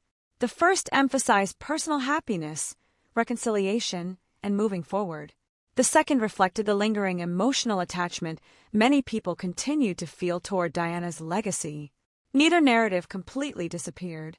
Instead, they existed side by side, sometimes peacefully and sometimes in direct conflict. That dual reality created an unusual challenge for the institution. Every major milestone involving Camilla was viewed through two different lenses simultaneously. Some saw progress and stability, others saw unresolved history. The significance of that dynamic becomes clear when considering how carefully royal appearances, public engagements, and ceremonial events are managed. Even seemingly routine moments often carry symbolic weight far beyond what casual observers realize. Yet perhaps the more revealing question is why those tensions continued for so long.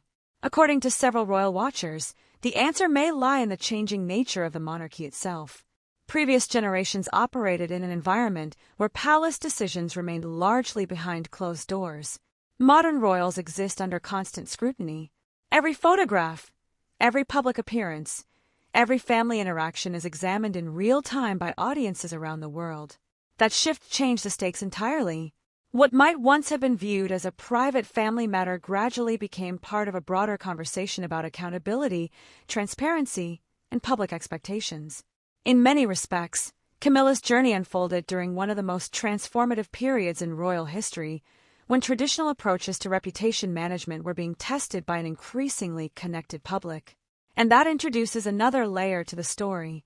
Some observers believe that Charles's determination to secure acceptance for Camilla was not merely a personal objective. They argue it also became an institutional project. If the future monarch's chosen partner could not eventually be integrated into public life, what message would that send about the monarchy's ability to adapt to changing social realities?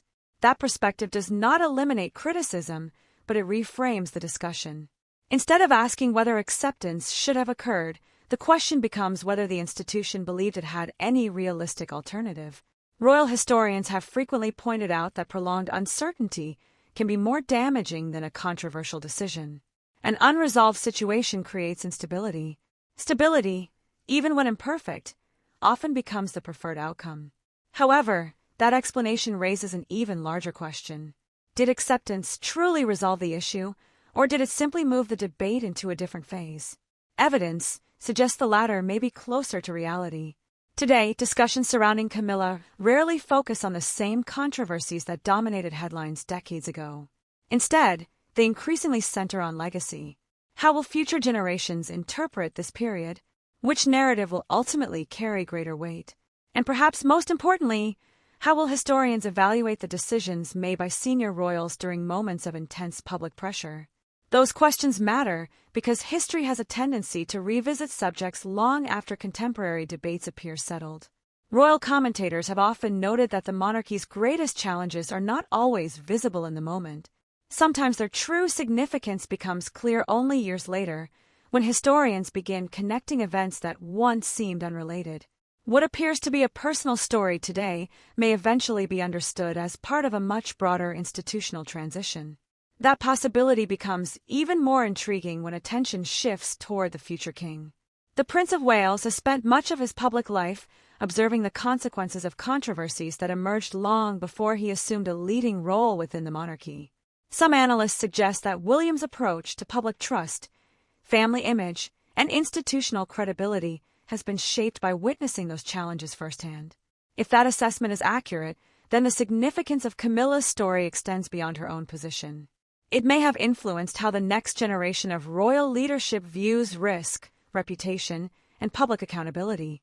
And if that is true, then the story is no longer about a queen consort navigating public opinion.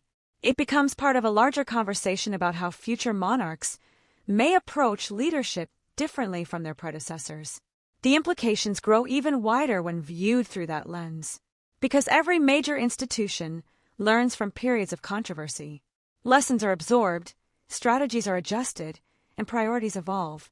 Some royal observers believe the monarchy's current emphasis on discipline, careful messaging, and measured public engagement reflects years of accumulated experience from earlier reputational challenges. Whether that interpretation is correct remains open to debate. What is harder to dispute is that the consequences of those years continue to shape discussions today. And perhaps that is the most revealing development of all. The more analysts examine the long-term effects of these events, the less the story appears to be about individual personalities and the more it appears to be about the future direction of the monarchy itself. Because if past controversies have influenced how the institution prepares for its next chapter, then the questions surrounding Camilla may ultimately reveal something far more important than personal history. They may offer clues about how the royal family intends to navigate an era defined by succession, public scrutiny, and changing expectations, a possibility that introduces an entirely new uncertainty and one that becomes impossible to ignore as the next stage of the story begins to come into focus. The deeper analysts examine this story, the more they encounter a striking pattern. The most consequential developments were rarely the ones that generated the loudest headlines. Instead, they were the quieter shifts that occurred behind them. While public attention focused on personalities, the institution itself appeared to be navigating a far more complex challenge, determining how much of the past could be acknowledged while still building a credible future. That observation helps explain something that initially seemed contradictory. For years, acceptance appeared to increase, while debate never completely disappeared. At first glance, those two realities seem incompatible. Yet they can coexist when an institution succeeds in moving forward without necessarily changing everyone's interpretation of what came before. Some royal commentators have suggested that this may have been one of the monarchy's most delicate balancing acts. If so, that raises an important question. Was the objective ever to eliminate disagreement entirely, or was the objective simply to create enough stability for the institution to function effectively despite continuing differences of opinion? The distinction matters because it changes how the entire story is interpreted. Viewed through that lens, many developments begin connecting together. Actions that once appeared reactive start looking strategic. Public appearances become less about image management and more about normalization. The gradual expansion of responsibilities becomes less about individual advancement and more about institutional adaptation. And suddenly the focus shifts. The central question is no longer whether controversies existed. The more revealing question becomes how the monarchy chose to absorb them. Royal historians have frequently noted that enduring institutions survive not because they avoid challenges, but because they learn how to incorporate them into a larger narrative. In this case, some analysts argue that the institution gradually reframed a deeply divisive chapter into a story centered on continuity, service, and long-term stability. Whether one agrees with that approach or not, it may explain why the strategy attracted so much attention among palace observers. Because successful institutional adaptation often reveals itself through consistency. Consistency of messaging, consistency of appearances, consistency of responsibilities, consistency of expectations. Over time, those patterns create familiarity, and familiarity frequently influences public perception more powerfully than isolated events. Yet another layer emerges when examining the timing of broader royal transitions. Several royal watchers have pointed out that the monarchy entered a period in which succession planning, generational change, and evolving public expectations were all occurring simultaneously. That overlap increased the significance of every major decision because each one carried implications beyond the immediate moment. A decision affecting one senior royal could influence perceptions of future leadership. A reputational challenge involving one generation could shape expectations for the next. And that creates a connection many casual observers overlook. Stories that appear personal often become institutional once succession enters the equation. This may explain why discussions surrounding Camilla increasingly intersect with conversations about Prince William, the future king. Not because their roles are identical, but because both occupy positions within the same evolving narrative. One chapter concerns how the institution managed a controversial transition. The other concerns how it prepares for the transitions still ahead. When viewed separately, those stories seem distinct.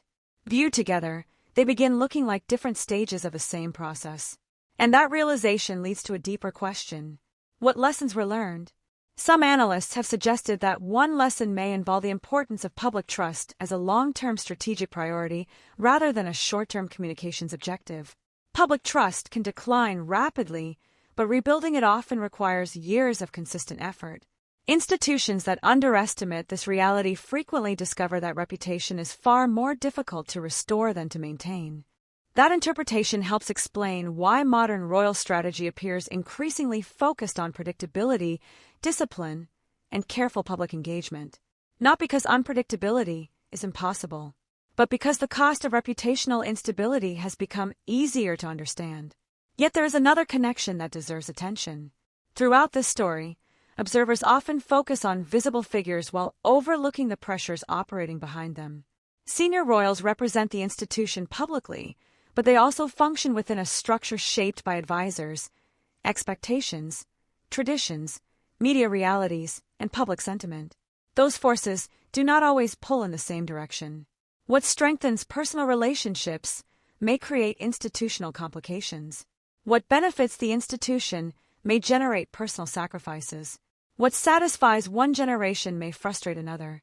Understanding those competing pressures helps explain why royal decisions often appear more complicated than they initially seem. And perhaps that complexity reveals one of the most uncomfortable truths of all. There may never have been a perfect solution. Royal commentators have frequently argued that every available path carried risks. Every decision produced consequences. Every effort to solve one challenge introduced another. When viewed from that perspective, the story becomes less about identifying heroes or villains and more about understanding the realities of leadership within a highly visible institution. That interpretation does not resolve the debate. In fact, it may deepen it. Because once people begin viewing events through an institutional lens rather than a personal one, entirely new questions emerge. Questions about how monarchies evolve. Questions about how reputations are managed across decades.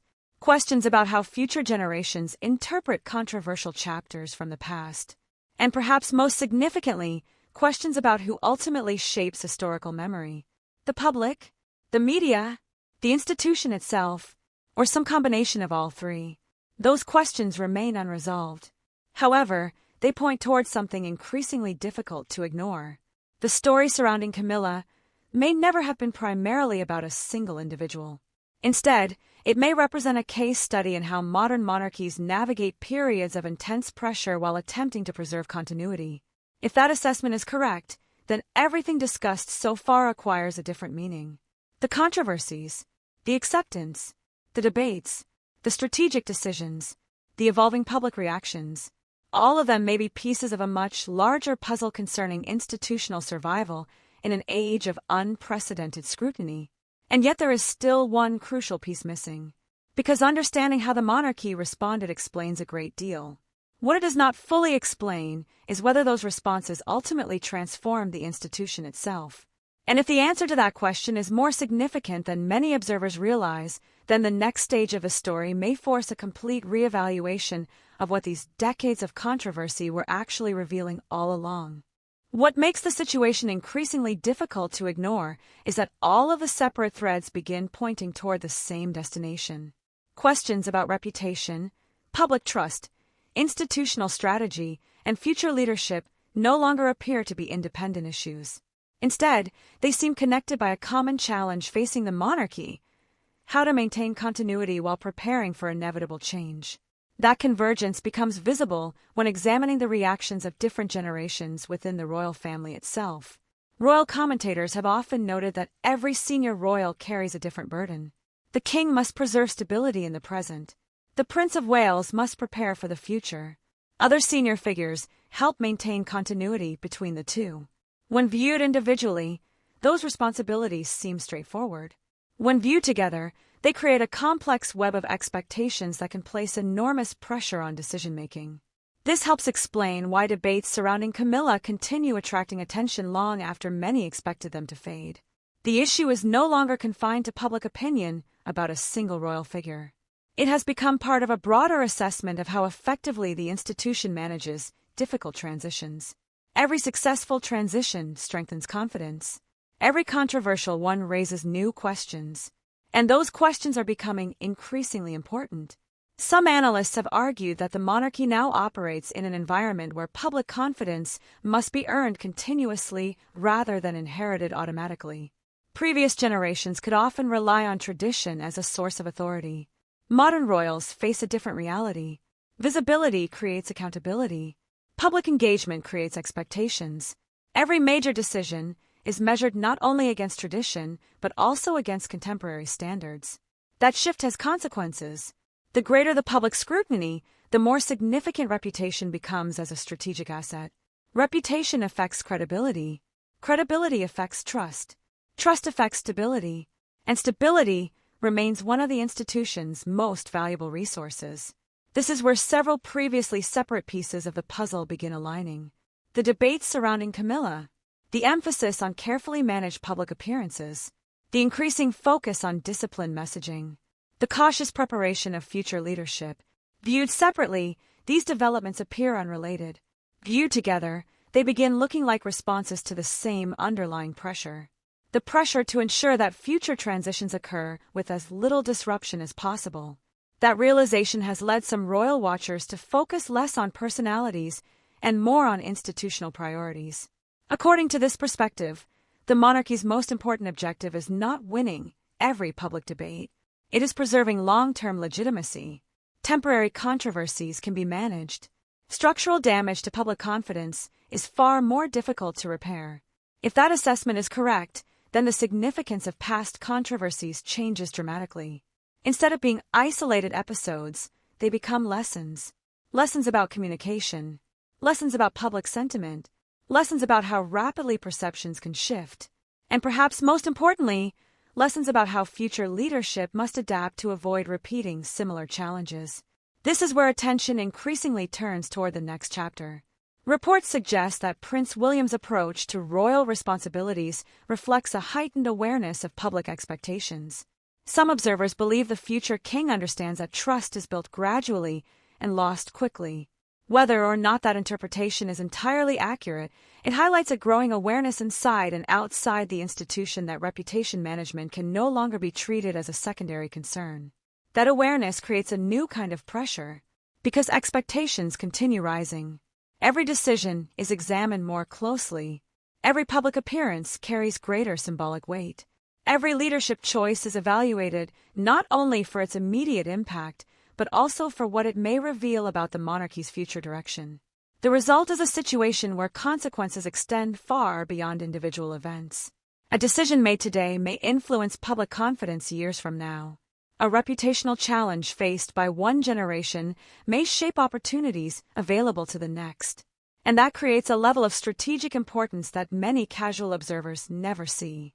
Yet another consequence is beginning to emerge.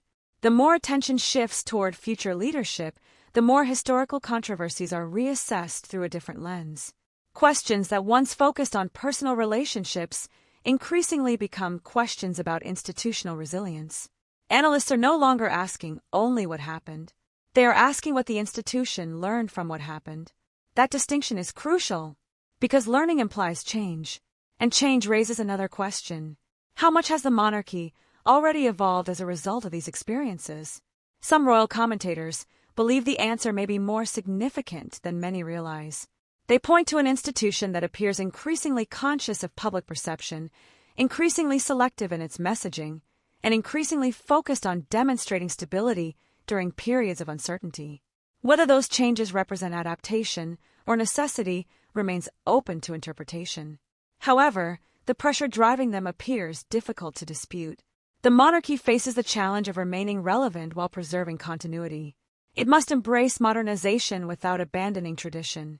It must prepare future leaders while maintaining confidence in current leadership. And every major controversy inevitably becomes part of that balancing act. This is why the story has begun feeling larger with each new layer. What initially appeared to concern one royal figure now appears connected to leadership preparation, institutional survival, and public trust across generations. The stakes have expanded beyond personalities. They now involve questions about how the monarchy intends to navigate the decades ahead. And perhaps that is the strongest implication yet. Because if these controversies have quietly influenced how future leadership is being shaped, then their true significance may not be found in the past at all. It may be found in decisions that have not yet been made, decisions that could determine how the next era of the monarchy is remembered. And if the evidence discussed so far points in that direction, then one crucial question remains unanswered. Have these years of pressure merely changed public perceptions, or have they fundamentally altered the institution's understanding of itself? Because if the answer is the latter, then the final piece of a story may force a completely different interpretation of everything that came before. As the final pieces fall into place, the story begins to look very different from the way it appeared at the beginning. What once seemed like a discussion about controversy increasingly resembles a discussion about adaptation. The focus is no longer on individual headlines, individual criticisms, or even individual personalities. Instead, attention shifts toward a larger question: how does an institution survive when the expectations placed upon it change faster than the traditions that define it? That may be the reason royal observers continue paying attention long after many expected the debate to fade. The real significance lies not in what happened, but in what the response revealed. Throughout the story, one theme has quietly emerged above all others: the monarchy's capacity to absorb pressure without losing continuity. Every challenge created uncertainty. Every controversy tested credibility. Every difficult period forced decisions that carried consequences far beyond the immediate moment. Yet the institution continued moving forward. That outcome is more significant than it may initially appear, because institutions are ultimately judged not only by how they perform during stable periods, but by how they respond when stability is challenged. Some analysts have suggested that this may be one of the most important lessons hidden within the story. Public debates often focus on personalities because personalities are visible. Institutions operate differently. Their defining moments are frequently revealed through systems, responses, and long-term adjustments rather than dramatic public announcements. Viewed from that perspective, the broader meaning becomes easier to understand.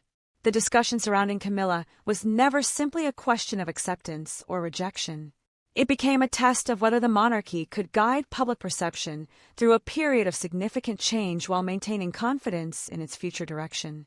Whether observers supported that process or criticized it, the fact that the transition occurred at all carries implications that extend far beyond a single royal figure. And that is where the future enters the conversation. Because the institution now faces a different challenge than the one it faced years ago. The question is no longer whether it can navigate a controversial transition.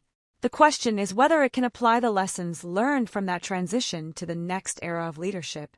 That shift in focus explains why discussions increasingly return to succession, preparation, and public trust. Royal commentators have frequently noted that every generation inherits not only opportunities, but also unresolved questions. Future leaders rarely begin with a blank slate. They inherit public expectations shaped by decisions made decades earlier. The implications of that reality are profound. Every reputational challenge becomes part of institutional memory. Every successful adaptation becomes part of institutional strategy. Every difficult lesson becomes part of future decision-making. And over time, those accumulated experiences shape the monarchy's evolution far more than any single event ever could. This may explain why some royal watchers view the story as a turning point rather than an isolated chapter. Not because it produced immediate transformation, but because it demonstrated the mechanisms through which transformation occurs. Major institutions rarely change overnight. They evolve gradually, often responding to pressures that are barely visible until years later. By this stage, the deeper pattern becomes increasingly difficult to miss. Public trust has emerged as the central issue beneath every other discussion. Not popularity, not headlines, not temporary approval ratings. Trust. Trust determines whether leadership is accepted. Trust determines whether continuity feels credible. Trust determines whether future transitions occur smoothly or encounter resistance. And trust must be maintained across generations. That responsibility creates pressures unlike any faced by ordinary public figures. Royal roles are unique because their success is measured not only in the present but also in the future. Decisions made today may be evaluated differently decades from now. Actions intended to solve immediate challenges may ultimately be remembered for their long-term consequences. Some observers believe this is why the institution has become increasingly focused on stability, consistency, and disciplined public engagement. Those priorities are not simply communication strategies. They may represent an understanding that credibility must be cultivated continuously if future leadership is to inherit a strong foundation. That realization brings us closer to the story's deepest meaning. What has been revealed is not merely how one controversial chapter was managed. What has been revealed is how the monarchy appears to think about continuity itself. Continuity does not require every person to agree. Continuity does not eliminate criticism. Continuity does not erase difficult history. Instead, continuity depends upon maintaining enough confidence that the institution can move forward despite disagreement. That distinction changes everything. Because once continuity becomes the focus, individual controversies begin appearing less as isolated problems and more as tests of institutional resilience. The question ceases to be whether challenges exist. Challenges always exist. The more important question becomes whether the institution possesses the capacity to adapt while remaining recognizably itself. For many royal analysts, that is precisely why the story matters. It offers a glimpse into how the monarchy approaches change. It reveals how reputation and leadership intersect. It demonstrates the growing importance of public trust. And it highlights the reality that future success may depend less on tradition alone and more on how effectively tradition and modernization are balanced together. Yet even now, the broader story remains unfinished. The immediate questions may be clearer than they once were, but the larger future remains open. King Charles III continues guiding the institution through a period of transition. Prince William, the Prince of Wales, continues preparing for responsibilities that will eventually define an era. The next generation will inherit both the strengths and the lessons created by those who came before them. And perhaps that is the strongest insight of all. This was never simply a story about Camilla. It was a story about adaptation, a story about legitimacy, a story about leadership under scrutiny, a story about how institutions respond when public expectations evolve. Most importantly, it was a story about continuity in a changing world. Years from now, historians may debate specific decisions, specific controversies, and specific personalities. Those discussions will undoubtedly continue. What may prove even more significant, however, is what this period ultimately revealed about the monarchy's ability to navigate uncertainty while preparing for the future. The immediate chapter may now be easier to understand.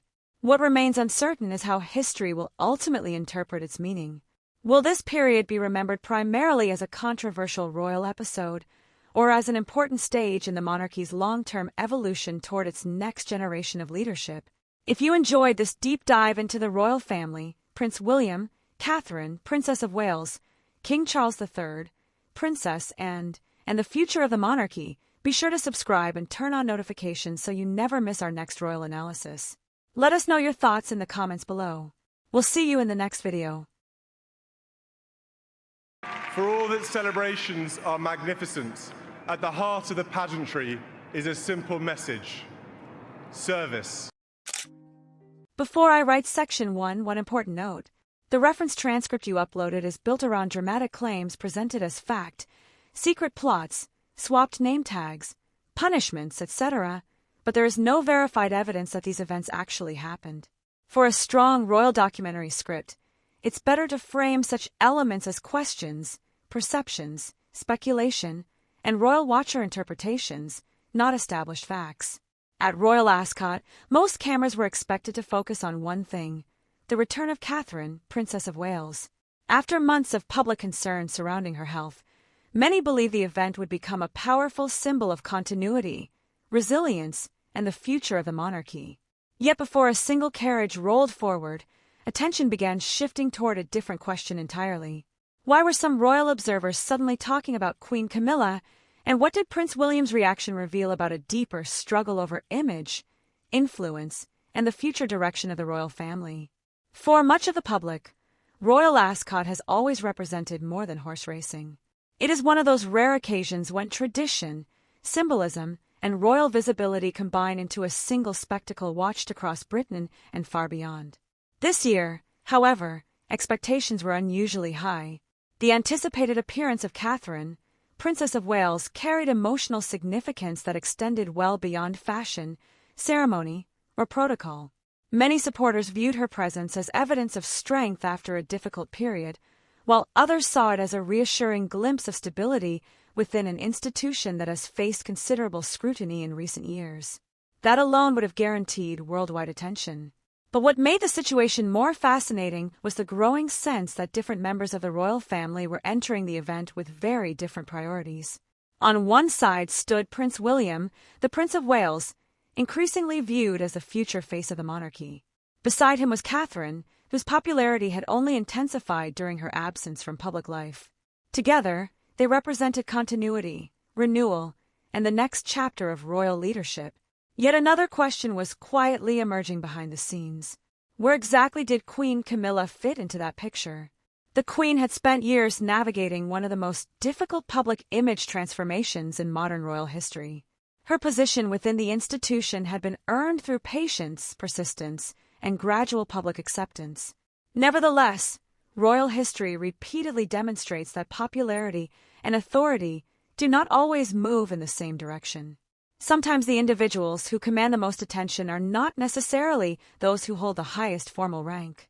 That distinction matters, because as Catherine's return approached, commentators began noticing something unusual. Conversations surrounding royal Ascot were increasingly focused on the Princess of Wales rather than the reigning queen.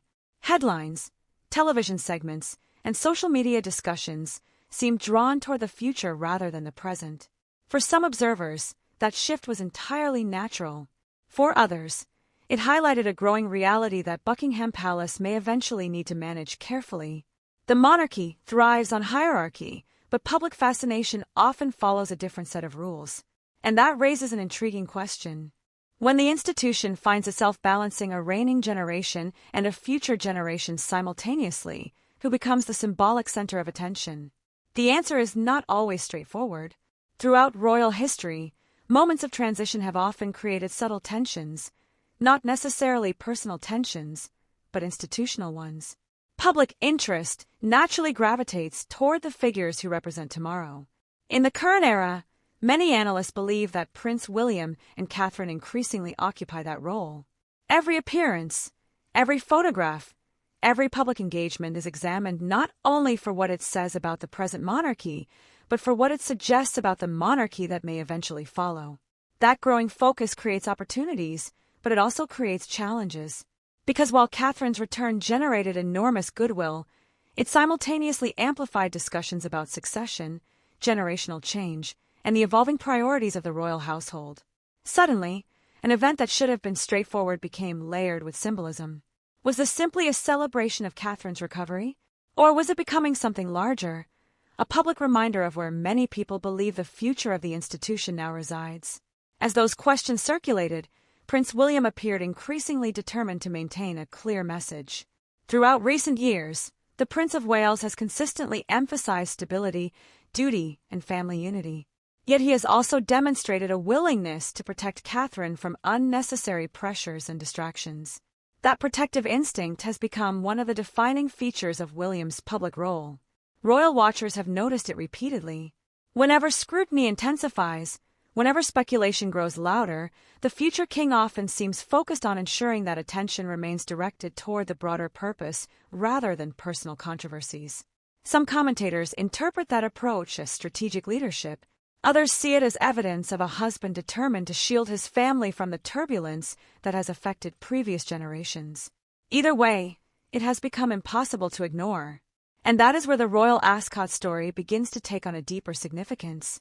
Because beneath the elegant hats, polished carriages, and carefully choreographed traditions lies a much larger question about influence inside the modern monarchy.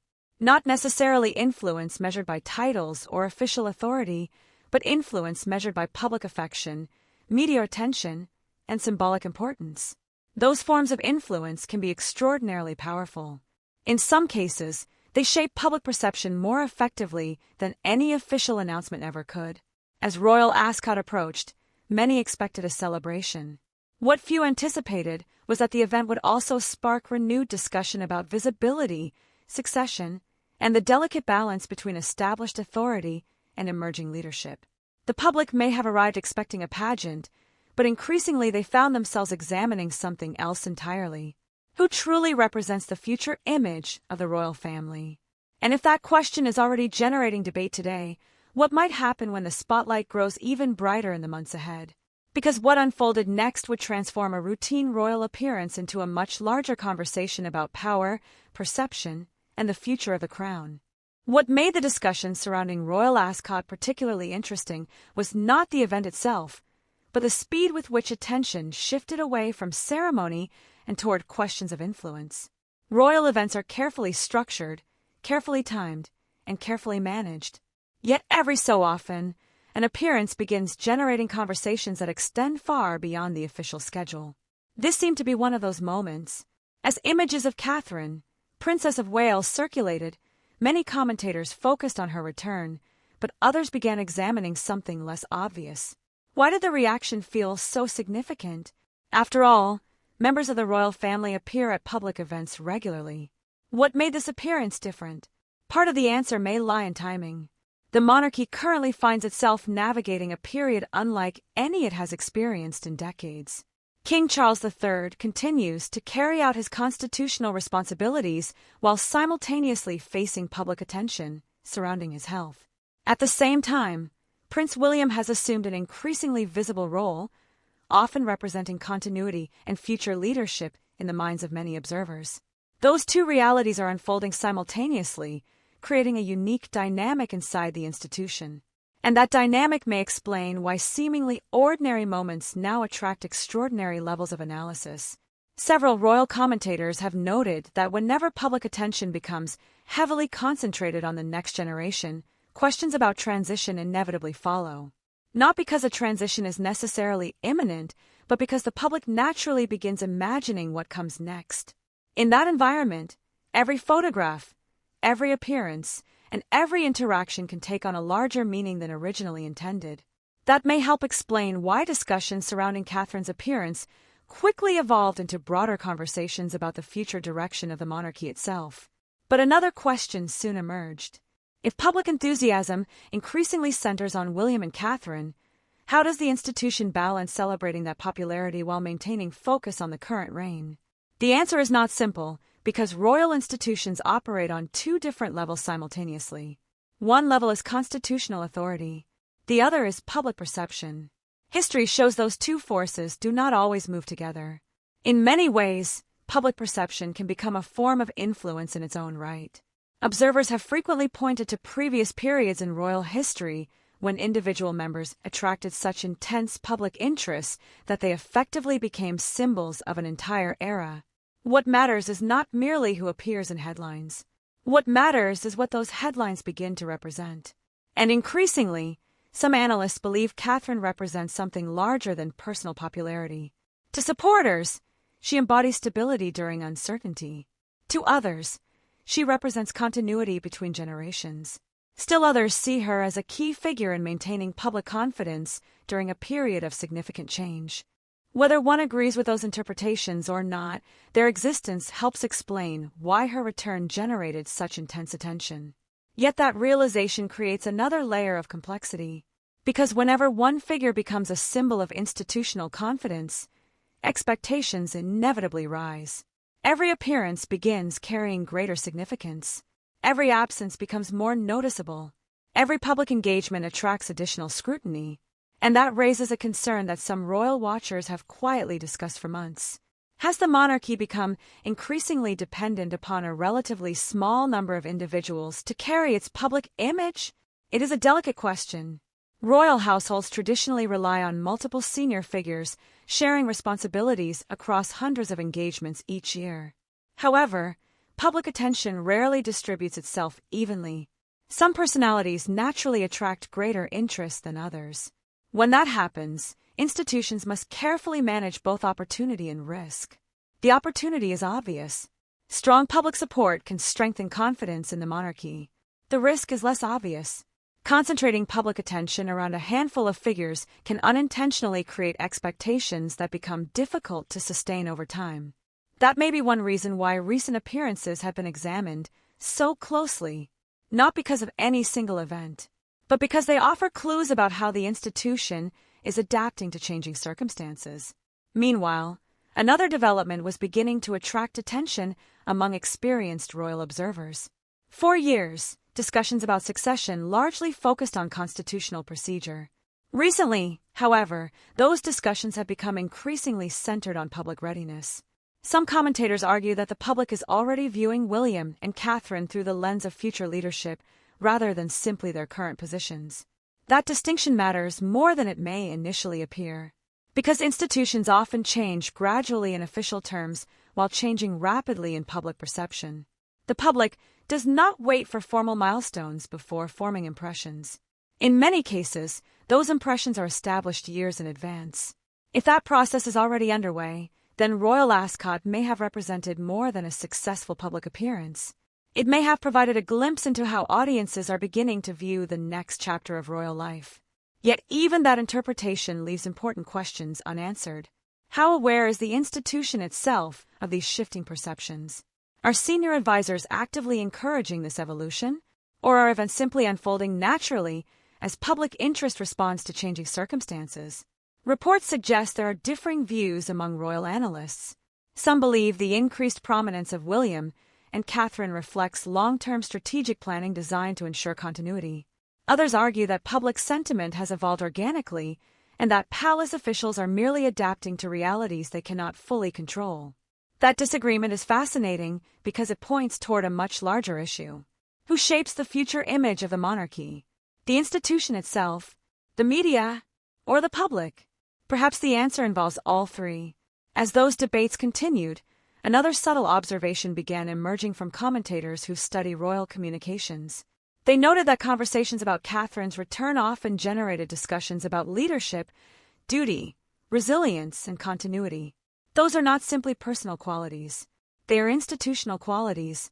And when personal narratives begin reinforcing institutional narratives, public impact can become remarkably powerful. That may explain why the story continues attracting attention long after the initial event. The discussion is no longer solely about Royal Ascot. It is no longer solely about one appearance.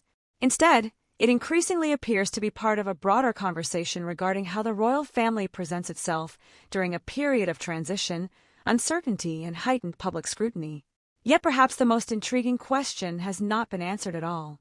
If Catherine's return strengthened perceptions of stability, and if William's visibility continues to grow alongside that narrative, what happens when future events place those perceptions under greater pressure? Because some royal observers believe the real test has not happened yet, and the developments beginning to emerge behind the scenes may reveal far more about the future balance of influence within the monarchy than anything seen at Royal Ascot itself. The more closely royal observers